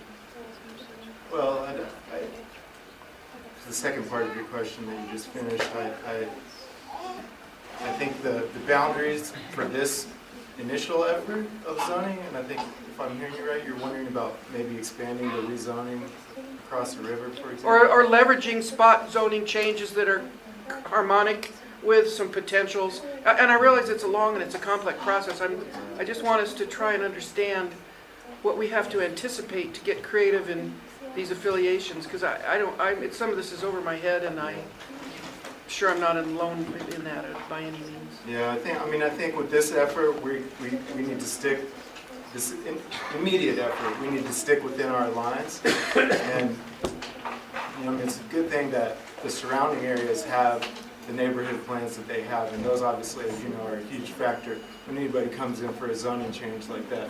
One of the first things they're going to check is to see if it's consistent with the neighborhood plan. So, there is a process, I think, in place to think about those sites that are off of the, physical or main campus or whatever you want to call it. But to the first part of your question, I think tell me if I'm wrong, but what I think you're getting at is that you want to be careful that we're not precluding something in the zoning, like in the riverfront zone, for example, that could be an amazing thing, right? It could be an educational experience or building or something like that. So. Or an access to terrain, even. Yeah. It's something, please everybody think about it, because I only feel this sense of potential, and what is it that we have to do in these mechanistic things to make it? Could I just add on quickly? One of the things that is great about the form-based zoning code is that it is so plug and play. It allows you, it's modular, and you're able to continually, add a new zoning type like this customized zoning type, customized for 250 acres, but customized, or 150 at this point. But it allows for them, they can then, once they exist, they can be mapped elsewhere. So that's the two-step process. Council will first create them as a thing, and then they are mapped in a certain place. So once they exist, they can be mapped elsewhere or changed. If an area across the river or something was needed to be something slightly different, it could be tweaked and a new zone district can be created. So it does take time, and it takes a plan that clarifies that need, because zoning is in furtherance and implementation of an adopted plan. Okay, that sounds But like it's possible. It sounds, okay, good, that's affirmed, then, that's good. So I guess one of the things, though, that could be considered, to AE's point, is just maybe making sure there are certain uses included, because that is part of zoning. Yeah. And whatever that is, I don't know how you summarize what she said. Yeah. But you don't want to have it someday in the future say, I would love to do that, but it's not an approved use. Right. But that is part of it. Those are the tough decisions that we've got to make. Because like I said, once we pass this zoning, it's not impossible to change it, but it's hard, right? That's the reason for bringing this up right now. Yeah. And I'm really asking people, to put themselves in the environment with who it is they want to benefit, because I think it'd be very cool. And just a little aside, there's some places making some pretty good money doing gold panning for tourists and for actually people who lived in Colorado. I mean, there's a lot of fun things we could do. I mean, there's literally. And I just want us to not accidentally cut off. But I'm very optimistic by what Brad has just said. It sounds, and yes, there can be some general uses that are in the principle of the reason that this project is what it is at its best. It should be generalized at an early stage. Yeah, and just to speak to that green riverfront zone that we saw on the map in particular. Yeah. So the vision with that is I kind of started with an open space zone, right, that exists somewhere else in the city. And then I started trying to think about all the ideas I've heard, like, oh, there could be a brewery there, oh, there could be a research facility there could be an educational facility there. So I sort of took that more restrictive open space zone and started to check the boxes. No, you can do that. I think it could be a slippery slope. We don't want it to be packed with buildings, right? It still has to be an open space, but being able to allow those types of uses is exactly what we're after. Just to put a little finer point on it in light of what you just said about packing. Virtually a very small amount of what I'm talking about has to do with buildings. I'm talking about, could we do an experiment where we set up a hydraulic, energy generation thing that has to do with the motion of water and a perpetual motion machine above that creates motion and generate. I mean, there is access to terrain that is zoned to be in its most natural state that can also be linked in phenomenal ways with what the thrust of the science education and things that are going on this project are. So I want to just be real clear. I'm talking about sort of an improvisational learning that can happen if the environments are set up. There is a very real strategy to get to environments like that in developments like this that allow things. And it sounds, I don't want to sound vague, but let's just plant these seeds. And I think what Anna said and what Brad has said, general use ideas, and then I think we've got the idea on the table. Anyone else? Oh, thank you, Brad. Appreciate it. We're going to go out of order Would you hand the microphone to Jim, please? and go to Jim. Thank you. Thank you. Sorry. That's okay. I was just having him hand the microphone over. And to talk about a letter that he wants to discuss with the CAC. I'll try to make it brief. So the letter that's getting passed around is a letter of support for the low-income housing tax credit for the project at 48th and Race. Clinica Tepeyac at this point will be the anchor organization for phase one of the project. About 30,000 square feet is what we're looking at for our portion of this project. There'll be 150 units of housing above our two floors, and so this is the partnership between Clinica Tepeyac, Urban Land Conservancy, and Columbia Ventures, who's the developer for the project. Aaron Clark from ULC presented on this low-income housing tax credit proposal a couple months ago at this meeting. So I know it's a lot of information to present at this point in the meeting, but I wanted to just put it out there and answer any questions that any of you might have. But the deadline for this, the LIHTC application is tomorrow, so it's obviously a quick turnaround in terms of this request. And you have the sample letters there. I don't know if those made it around. Where are those? Sorry. Yeah. So everybody can. I haven't seen the sample letter. This color.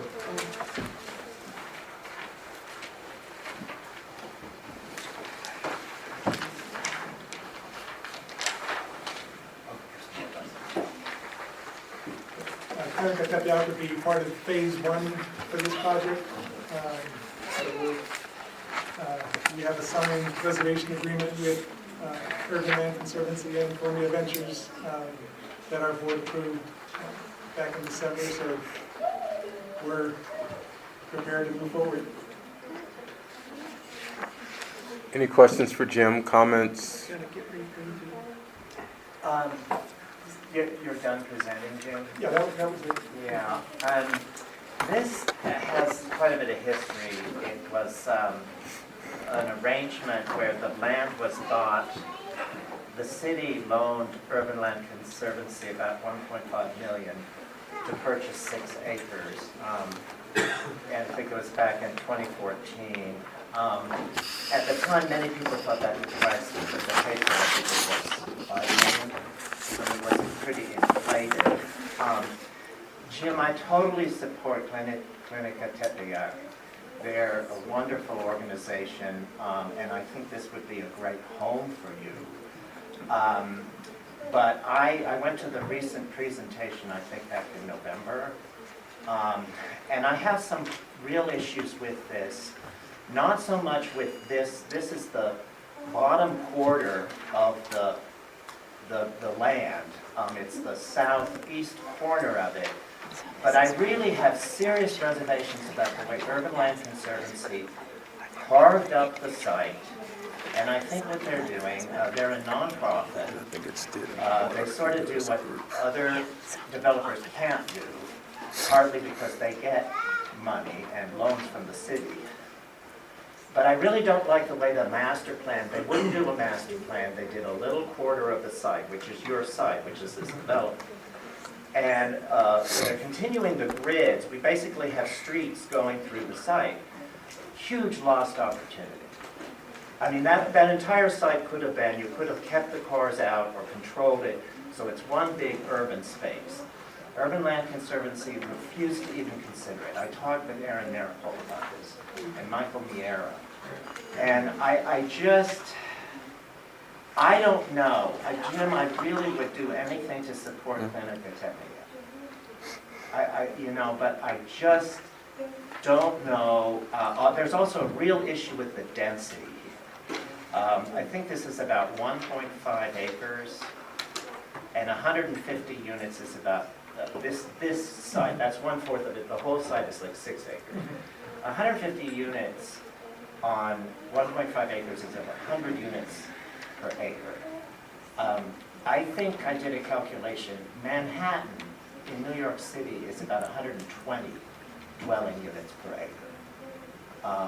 But it has parks and Central Park, and I think the density here is really problematic.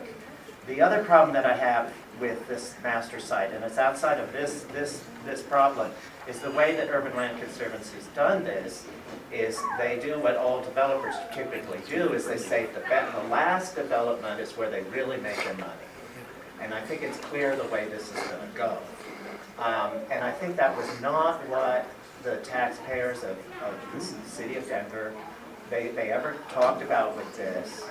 And I was involved several years ago in sort of a planning exercise done by the group Radian to plan this, and it was with the community, and there was no talk about the height of the structures, there was no talk about the density, and I felt the way Radian and Urban Land Conservancy did that was rather disingenuous.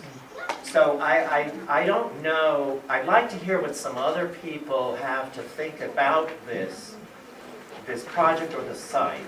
This is 1/4 of the entire site, but I know that Nola Miguel has been working on this, and I'd like to know what other people think. I think that I'm really very mixed feelings supporting something like this change. I'm really sorry about that, but I don't know if I could. I'd like to know, is there anyone else that has opinions about this development? Particularly, I know Nola, I know she's not sitting at the table, but you had a... let's ask her to come up. So, can we broaden that with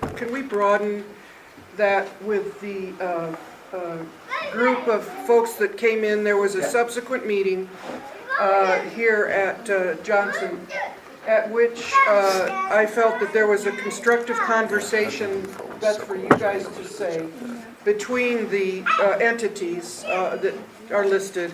I would like to get, first of all, I would ask people to consider Drew's comments very relevant. He is in the direct impact area. And and the people that are here, many of them are in the direct impact area, and I think it's respectful. So I'd be curious I would be interested if there would be somebody that wanted to address, if out of the conversations you feel this is something you want to support at this time, and why, and go ahead and respond to what Drew was saying. I'm just going to jump in real quick before anybody comes up. You know, I spent a lot of time in politics, and you learn one thing as Speaker of the House, that there's a point where you may have to pull something from the table and look at an alternative. I'm thinking, based on just what I've heard from Drew and from AE and what I suspect is coming up next, that you may need to look at a different option, Jim, instead of having the CAC take a vote on whether the CAC supports this. I think it may be more appropriate to find out if there are individuals who are members of the CAC or in this room who will sign the letter, instead of having the perimeter of the entire CAC behind it. So, with that being said, and there is that effort going on, I would like to go ahead then and complete the exchange with the group here, and everybody's informed at that level, and see what, it may rule it out, and it may not, I don't know.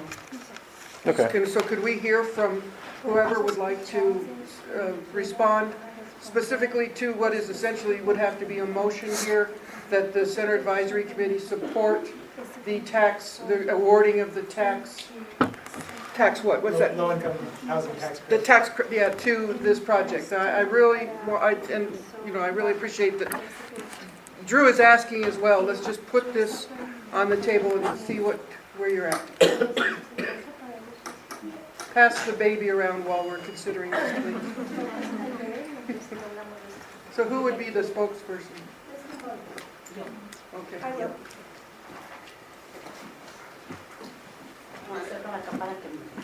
gonna move over here so that I can be heard.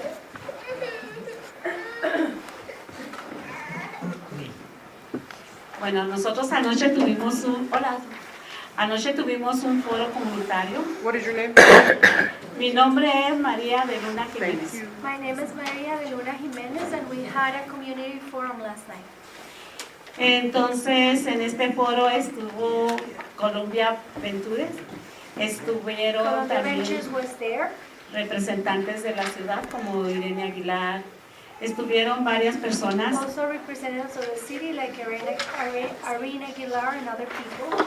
Desde abril del año pasado hemos estado trabajando con ellos para poder negociar sobre las viviendas accesibles. And we have been working with them since April of last year, trying to negotiate the affordable housing issue. Entonces, anoche ya habíamos presentado antes, pero anoche lo hicimos más oficial con la comunidad. We have presented before, but we did more in an official way with the community last night. Que queríamos un compromiso comunitario para poder tener algo firmado acerca de las peticiones que nosotros estábamos haciendo. And asking that we wanted like a real commitment that was signed in regards to the petitions that we have presented. Tuvimos una respuesta favorable. Hubiéramos esperado un poquito más, pero fue algo que se logró. We had a favorable response. We would have hoped for something better, but we think that is an accomplishment.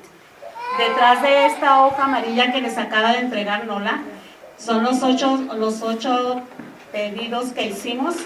On the back of the yellow sheet that Nola just handed out are the 8 things that we requested. Nosotros hemos estado pasando esta hoja para que nos den una firma de apoyo también para divulgarla con Columbia Ventures. So we have been asking for the signature of this, the back of this page, showing support for this that we want to talk to Columbia Ventures about. Con ULC With ULC. y también con los representantes de la ciudad. and also with the city representatives. y también con los representantes del consejo. Also with the members of city council. Entonces, si ustedes gustan firmarla y entregárnosla, nosotros la vamos a hacer llegar también a ellos. So if you would like to sign it and give it to us, we will make sure that they receive it. ¿No la quiere decir algo? Just real quick, I think we have an official vote for the GES Coalition Cooperative Board in the morning tomorrow about whether we are going to do a letter of support. A lot of partners have done letters of support that had a sentence in it that said, we support the ongoing negotiations of a community benefits agreement or the like with residents in the neighborhood as part of their letter of support, so that's also an option. I do want to emphasize that these low-income tax credits are the way we get to deeper affordability. So they are really, really important to the project. I feel like on Tuesday night, having that commitment, at least we had a big public commitment in front of a lot of people, and I think we feel a little better about moving forward with that letter of support at this point. We don't have a signed agreement, where there's still tons to work out, and I hope that this body and the National Western overall would be involved in different components of setting goals that there are in common between that project and the National Western project, and there's a lot to be done. So we are pushing a more meaningful partnership with this developer in the community. And I think we're getting there. And we feel a little better about it, and I can't say for sure what the conversation, how it'll go tomorrow, how everyone feels about the meeting on Tuesday, but that's kind of where we're at with your questions, if anybody has anything for the time. I have a question. So, I think they came to present to us earlier, did they not? Yep, they did. They And gave a when presentation on the they did, project. I asked them a specific question about the unit mix. You know, how many are 30%, how many, and the answer was, we're working on that. So if they're submitting tomorrow, they should know that unit mix. So this seems. We know it. Okay. They gave that. I probably got, I don't know all the numbers offhand, but I know half are at 30, in the 30 to 50 range, and half are in the 80 range, and half are 0 to 1 bedrooms, and the other half are 2, 3, and 4 bedrooms. So, we pushed, a lot of people pushed for more affordability and bigger units, and that's where we landed, and it's all right. It's, those 80%ers aren't gonna fit the needs of most people that are being displaced in the neighborhood, and we have a need for over 2,000 units of stable rental affordable units, just to address the displacement in the neighborhood. But we hope that in future phases, beyond the first 2 acres, that there's affordability and deep affordability, and we really pushed that to the city last night as well. Does that help answer? I might have the numbers somewhere in my bag. I didn't like the vagueness of this, it's how do you support something that, they only, give you 2 30% units, right? So, that was pretty. I just want to add an exclamation point, and correct me if I'm wrong, but what I saw at the Housing Forum and over the course, and I was at the Radiant things too, that dog and pony show in the beginning, so it's come a long way. But I saw motion from all parties toward, in the forum, toward doing the math differently in several areas. The areas have to do with the AMI and the affordability, and the areas had to do with the numbers of different sized units, moving away from a higher inventory of the single units into the more family unit. Is that correct? Maybe not as far. So, and I want to say, personally, I'm speaking for myself, and I know, personally, I wish that the National Western Center Citizens Advisory Committee could support this. And that the vigilance that's described because of the full balance of Drew's observations and because it's in negotiation could be part of the expressed commitment to that. I think that there are serious shortcomings, but I also think with this particular management firm or developer, say the name of it again, I keep forgetting. Columbia Ventures, having looked at their facilities and talked to them rigorously because of what I see with affordable housing management in Denver, which is a serious problem. I think we have a standard bearer here. And I don't know how we can know this. I mean, I'm just going to speak for myself and people, but I would move that the National Western Center Citizens Advisory Committee support this tax incentive with the caveat that the engaged GES coalition become a party to the public community process for the ongoing vigilance of the project. Jim?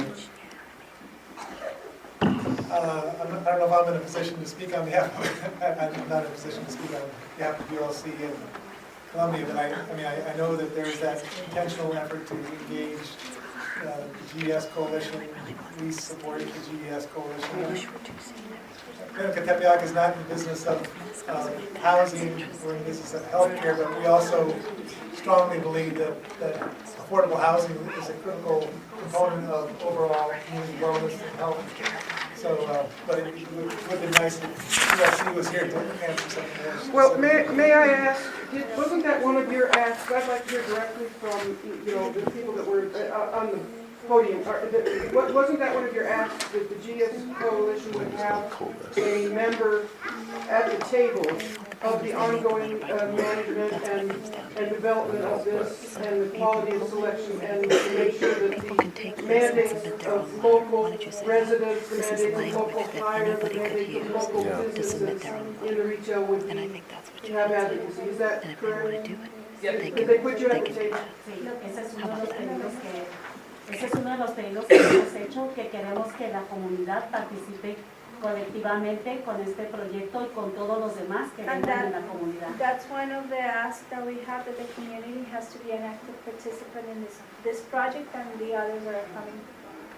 Una de las cosas que también nos interesa es que si en esta fase no logramos unidades de 3, de 2, de 3 y 4 recámaras para familias más grandes, también que tengamos la oportunidad, si reciben subsidios o préstamos de la ciudad de los impuestos, que también la comunidad tenga accesibilidad en las segundas fases.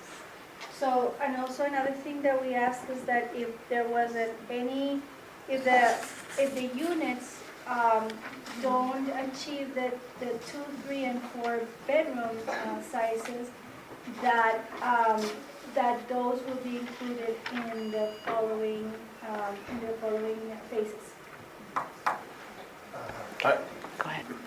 John, then Liliana. Do we have a second?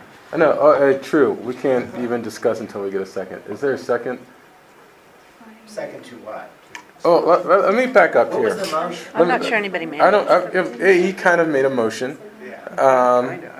She did make a motion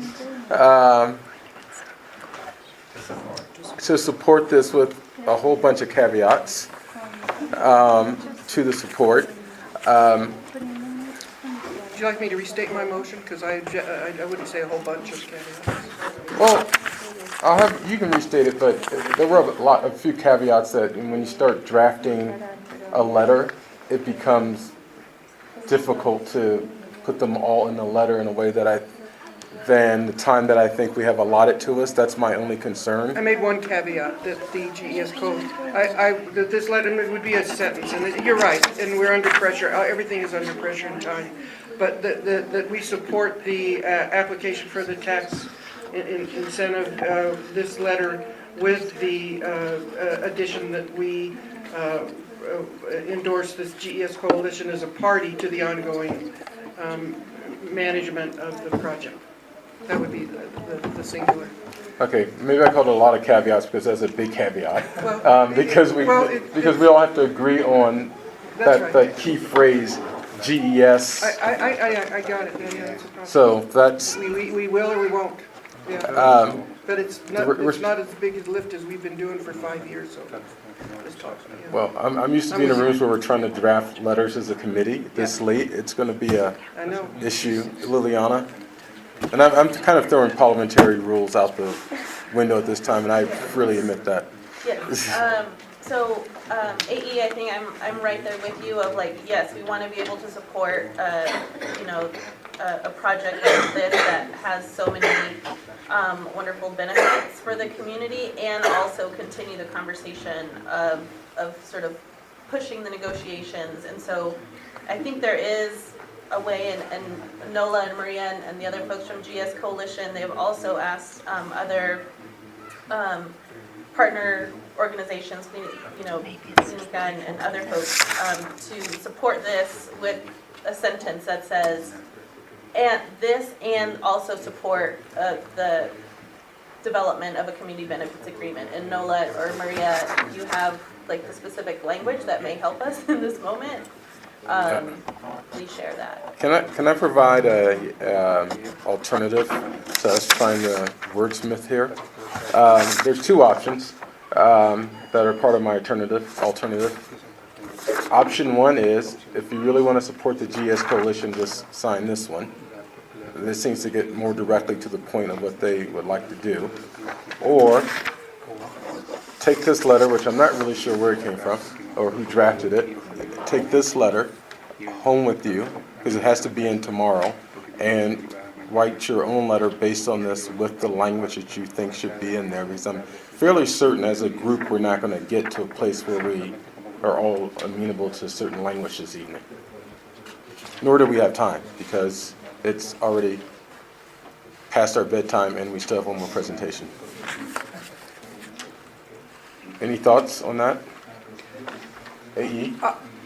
I would have preferred to just stick to it, to just hear the sentence, see if sometimes some epiphanies happen. I prefer to stick to the parliamentary procedures, and that would be after that the next thing that, yes, I would also suggest, and it would naturally arise as a suggestion, every individual here can provide their own letter. The part of this conversation is so that we have what we need to understand what it is that's being looked for, so that we can write individual letters. I just wanted to see if there was a serendipitous, and I would say if there is one sentence that Nola, or who's handling this, can put here, and we have something serendipitous to pass the letter, great. If not, yes, let's move on. And certainly, if this is the best, based on Terrence's suggestion, if this is the best thing to sign, based on everything that you have that's current, then, so I endorse those two suggestions, Terrence, and if there is one sentence, if we could just put it on the table, see if it's serendipitous, we can go from there. But is there a second? Yeah. If not, Is there a second? That's second. To the motion to support it to with the AE's thing. Going back, we're going to go back to pretend to be parliamentary. Well, we're going to be genuinely parliamentary procedure that I move that we support this application via a letter with a friendly modification to the context, to the contents that will be suggested now. And if I accept the friendly amendment in the motion, then we can pass or fail, and we're done. So is there a second?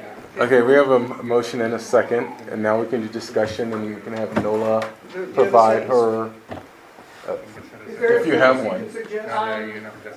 And if not, that's okay. It was just generally kind of, we also support the negotiations happening with community around, you could say around community benefits agreement or around community partnership moving forward in this project. I think I sent it. Okay. Liliana. Go ahead. So, for this reason, we support the current negotiations of a community benefits agreement, and the GS Coalition neighborhood residents have been leading that asks for deeper affordability in the units as a main community priority. I think that you need to incorporate, I'm pretty good with that. I think you need to incorporate reference that to this community letter. The yellow one. I think this needs to be attached, because what you didn't quite finish the point. Yeah, there's a longer section. So if you could include reference to the community letter the neighbors, their response. We've been debating a little bit about whether to send the letter to Chaffer or not, because we don't necessarily want to put in jeopardy the tax credit application. And we, Michael Mieta from ULC is kind of like, well, it's really competitive, and if they hear anything that the community doesn't like it, then they're not going to give the credits. But we do plan on sending them to the city and to the developer, Columbia, and to ULC. So in the interest of time, I would like, as the maker of the motion, to accept the amendment to the letter and go ahead and make,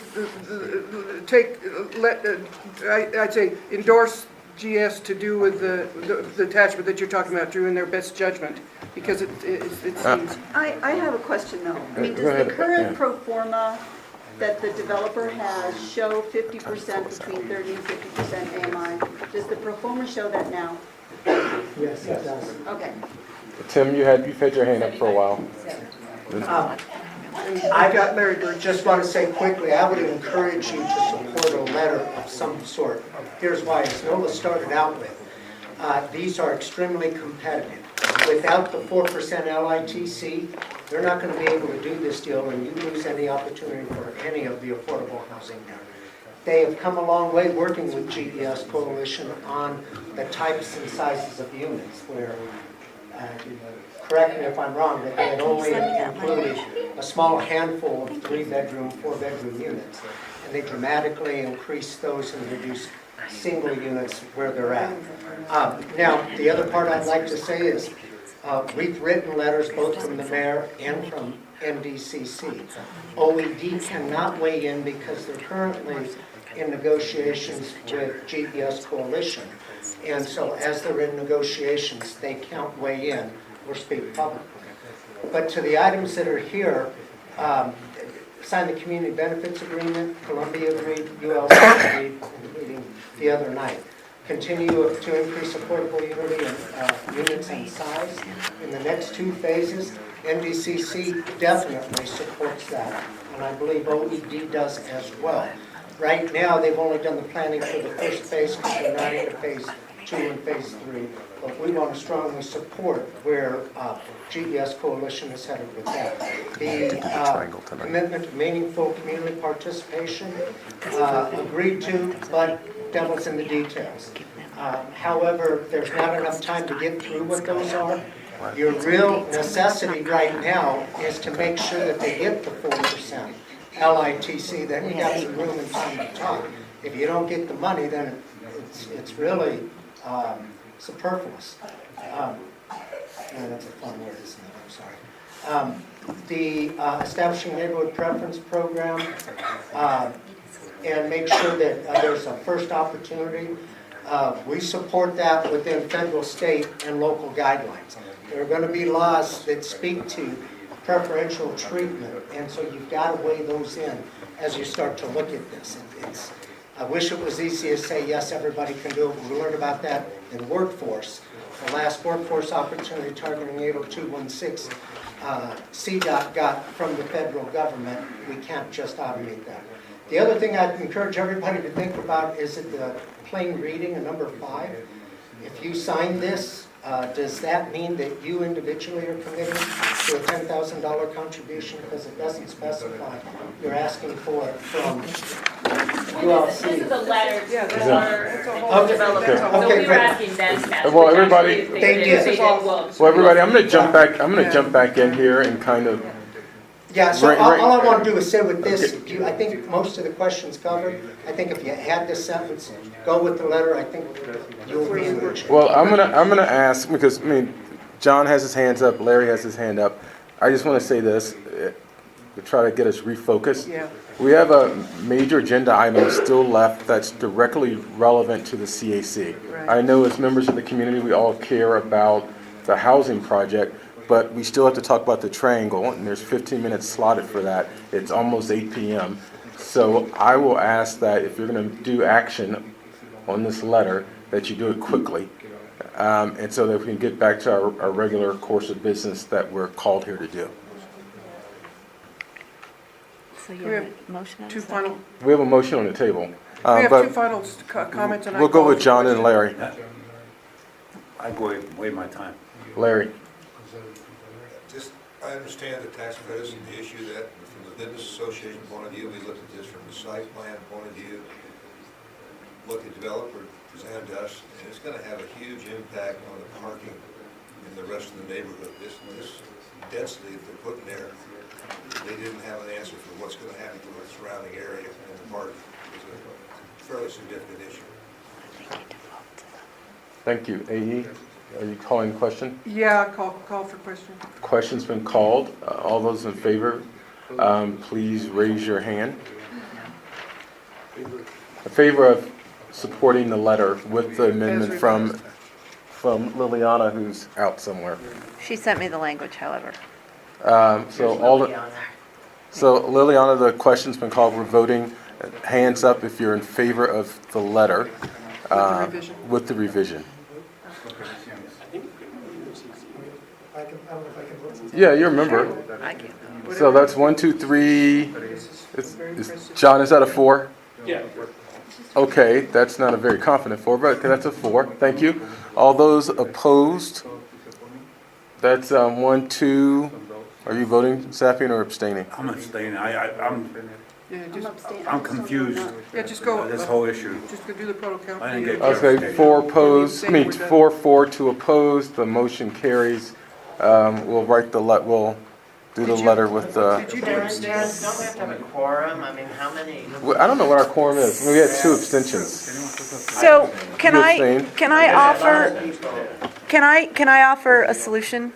Solutions are good. Well, so you've taken the vote. We have some opposition. We have We are missing a particular few people people. here. And maybe the letter would read,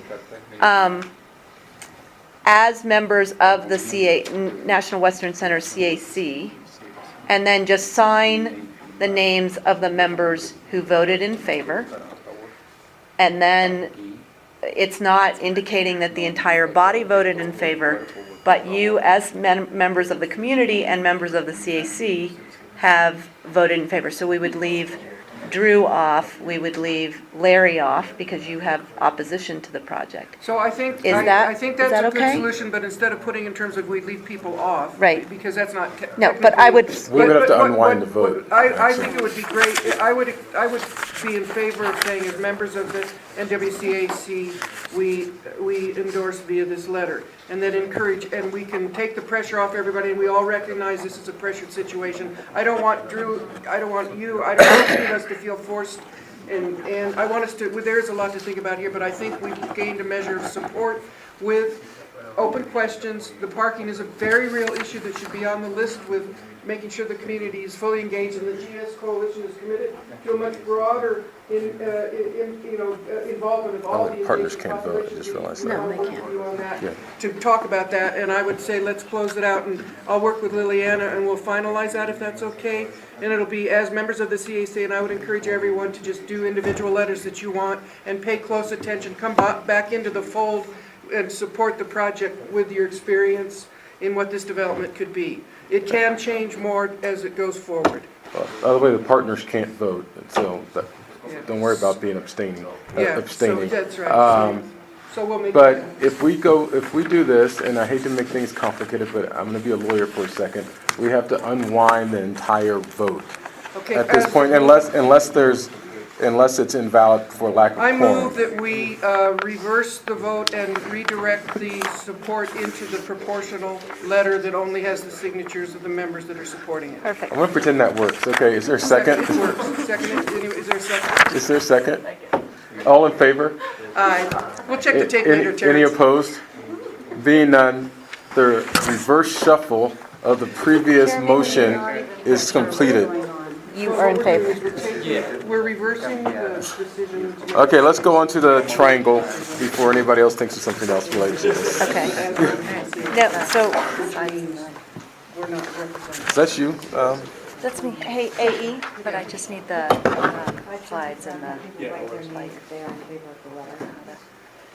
That way you're talking. If they want to sign the letter, yeah. Well, But not, no, well, just the one, yeah. Brain hurts now. If you will, I, we can check well, with I just. So, just to finish this up so that AE has a reference, it. And Liliana. and Liliana, If you would, if you are in favor of being one of the signatories on the letter, if you want to be a signatory on the letter, just print your name at the bottom. And we pass it around. can do a disclaimer too, that this does not represent the entire. Can you write on there what the amendments are to the letter? It's just that one amendment. Yeah, we can get that by the end of this conversation. Yeah. Let's go to the next report. I'd like to see that before. Yeah, let's go to the next report. Yep, I got it. I got to get this back up because my whole computer's going to be, sorry that happened. Sorry about all this. I was Can trying somebody to pull flip us the out. lights off in the back for me? Pull back in. Well, you can, now it's Sometimes I'm there. not really It's good just, It's like I was talking. I thought I was like at the movie theater and the preview's in and then it goes boom. now it's the lights back in. Now I bet it went off. Okay, why don't you just kind of keep talking? Oh, there we go.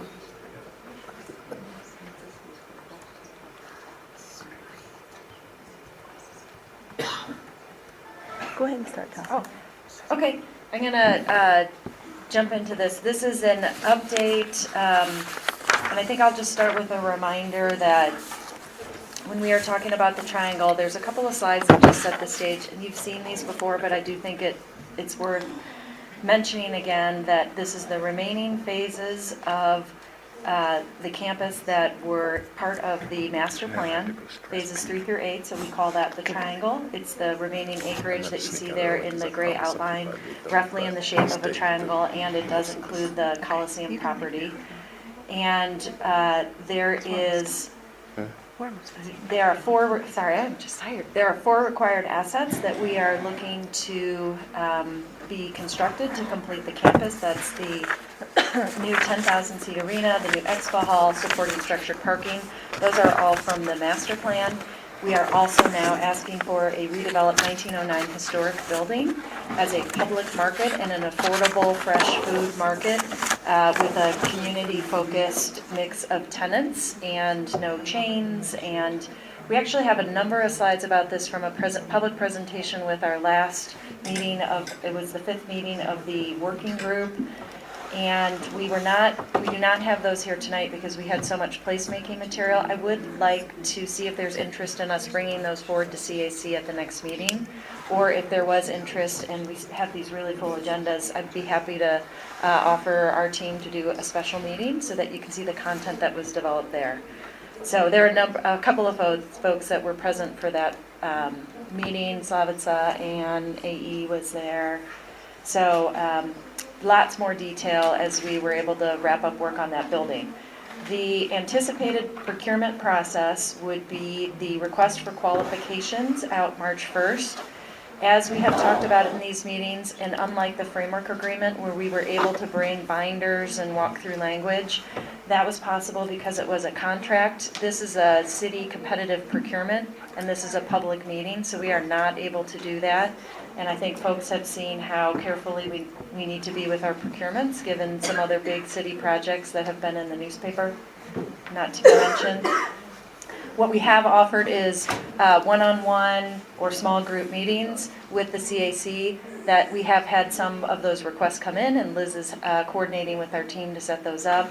For some of those discussions, folks that participate in those need to sign a non-disclosure agreement, and also they are precluded from pursuing any of the work. So that's all a repeat from the last 2 meetings. Today we're going through the dates to make sure that everyone's got that in front of them. Let me do the next slide. Yeah, actually first this is a new slide we have on roles. And just as a reminder, the City and County of Denver is the principal land and facility owner. Beneath that, there are 2 entities within the city that are working on this procurement for the triangle. It is led by the Performance-Based Infrastructure Office. So that office is led by Emily Haber from the city. She, with a team of folks at the city, are actually responsible for letting the procurement out.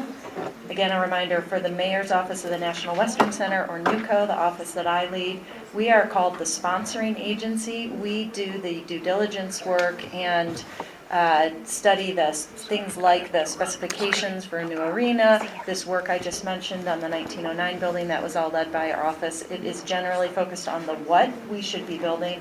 The PBI office focuses on the how we get that out the door. And finally, the National Western Center Authority, with its lease with the city for 100 years, would need to be part of that agreement because of the responsibilities that they now hold through the framework agreement.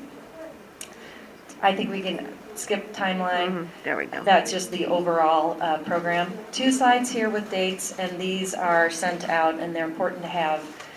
This is the overall projected process led by the PDI office, Performance-Based Infrastructure. February 11th is a Triangle Opportunity Day. It's a big public meeting for industry, small business. I would encourage everyone to come to that to get the most current information about the proposed RFQ. The RFQ is planned for issuance on March 1st. And then you can see what the schedule would look like if that process is successful and we do form a short list of teams that you would see a request for proposals go out towards the end of 2019. And this is all just, hypothetical at this point, if the RFQ issuance proceeds. On the next slide, which is the most important one, is what does it look like ahead of the RFQ? So if we can go to the next slide. So there are briefings and committee meetings with city council members ongoing with the PBI office. The industry day, again, you can see there, is February 11th, and that's with mayor, city council, the authority, PBI, and our National Western Center office. Because everything that the city does here for city-owned and public assets follows the rules of the city's social ordinances, so this project will be assigned a goal. We do want minority and women-based enterprises to be there and networking with some of the larger teams that may come in, and we're going to facilitate that. There will be a tour, and similar to the small group or one-on-one meetings with the CAC, there's meetings planned for industry partners too. I would also say, while we're talking about social ordinances, that the values of the city that you've seen come through in our phase 1 and 2 work around workforce and the additional need for housing to be part of the mix of the campus along with commercial and retail, you have residential, lab. Those conversations are happening now with the PBI office, and so those will come through as we get from that will be part of our RFQ language. You will also then see that developed in much more detail as we move, if we are able to move through to an RFP. For community meetings, we've actually been able to talk about this. We put today's date. We plan to talk about this again next February to make sure that we are providing the opportunity for folks to come and talk with the PBI office. The PBI office will have 2 public meetings. One is planned, I believe, Marcy, for the Global Larry Swansea location at Stapleton Rec Center. We also want to have a Facebook Live event that was really successful for us in some of the phase 1 and 2 work, and then continued surveys, email messaging, that's work done on behalf of the PBI office. So this is all just as a reminder, just before the RFQ. You would see, if we are able to shortlist teams and move forward, then you would see something like this with even more detail ahead of a request for the proposals. And also as a reminder, the request for qualifications is our ask for teams to step forward. It is not the proposal stage. And is there one more slide? I think that's it. We're back to Sean's slide. So that's the material I wanted to share, and I'm happy to answer questions. You might want to turn on the lights for that. Yeah, we should turn on the lights. Turn on the lights. That was the line. Ready? Right. Close your eyes. Oh, there we go. Wow. Okay. Okay. Any questions? I would have- Yes. In terms of the RFQ, I know we've had some discussions before about some of the aspects of the triangle. Specifically, I hate to keep going to beat the dead horse, but in terms of the Coliseum, as well as. So we need to continue any of the content discussion. Yeah. Based on everything that happened with our convention center in an offline, non-public meeting, and I'll need you to sign non-disclosure agreement. Oh, fantastic. So I don't have another way to talk about it. Okay. But I would love to talk about it. Yes. But we do have to maintain the competitive procurement. Okay. So in a hypothetical, and I'm not going to mention buildings or anything, I'm just going to say in a hypothetical, opening up from a qualification standpoint to make sure that there is the skill set there Yeah. to do certain things. Hypothetically, we will be asking for someone, a part of the team that understands historic commitments, community engagement, workforce commitments. These would be the most likely successful teams to come forward from an RFQ process. Okay. And then I'm happy to sign something later so we can have further discussion. Yeah, and so that's the call out to the CAC members to be able to have these conversations in a non-public meeting. So if there's still folks that are interested in that, please contact Liz, and more than happy to do that. And John, I've just submitted your request to the NewCo staff via the air, right here. Okay? Excellent. But remember, there is that opportunity, you guys, you just have to avail yourself. So we, Always yeah, great. So we have one more quick agenda item. Tim, I don't know if you have any updates. We do have your full update that was sent around. It was emailed to everybody and handed out here tonight. And so everybody has that. I don't know if you have anything additional to that document or... No, I would say just if anybody has any questions about these or other things, give us a call. Great. We want to point out 47th and York, we're looking to get a notice to proceed for March. And we're going to accelerate that project from the original 18 months. We're targeting trying to complete it within 6. Wow. So it's much, much faster, so we'll be working through that. The intent is to be able to finish the walk bridge in time for school to start next session. Perfect. And then we got a lot more detail, but not for now. Great. All right, I apologize for us going over tonight, you guys, but I did get that request about the letter, and I did not want to not bring that forward to you, and I knew it would take time, but that wasn't originally on our agenda, so my apologies for going over time. We do have to be out of here fairly quickly, so if everybody would sort of scoop up their stuff, and I'll get things cleaned up. But thank you, and we are adjourned.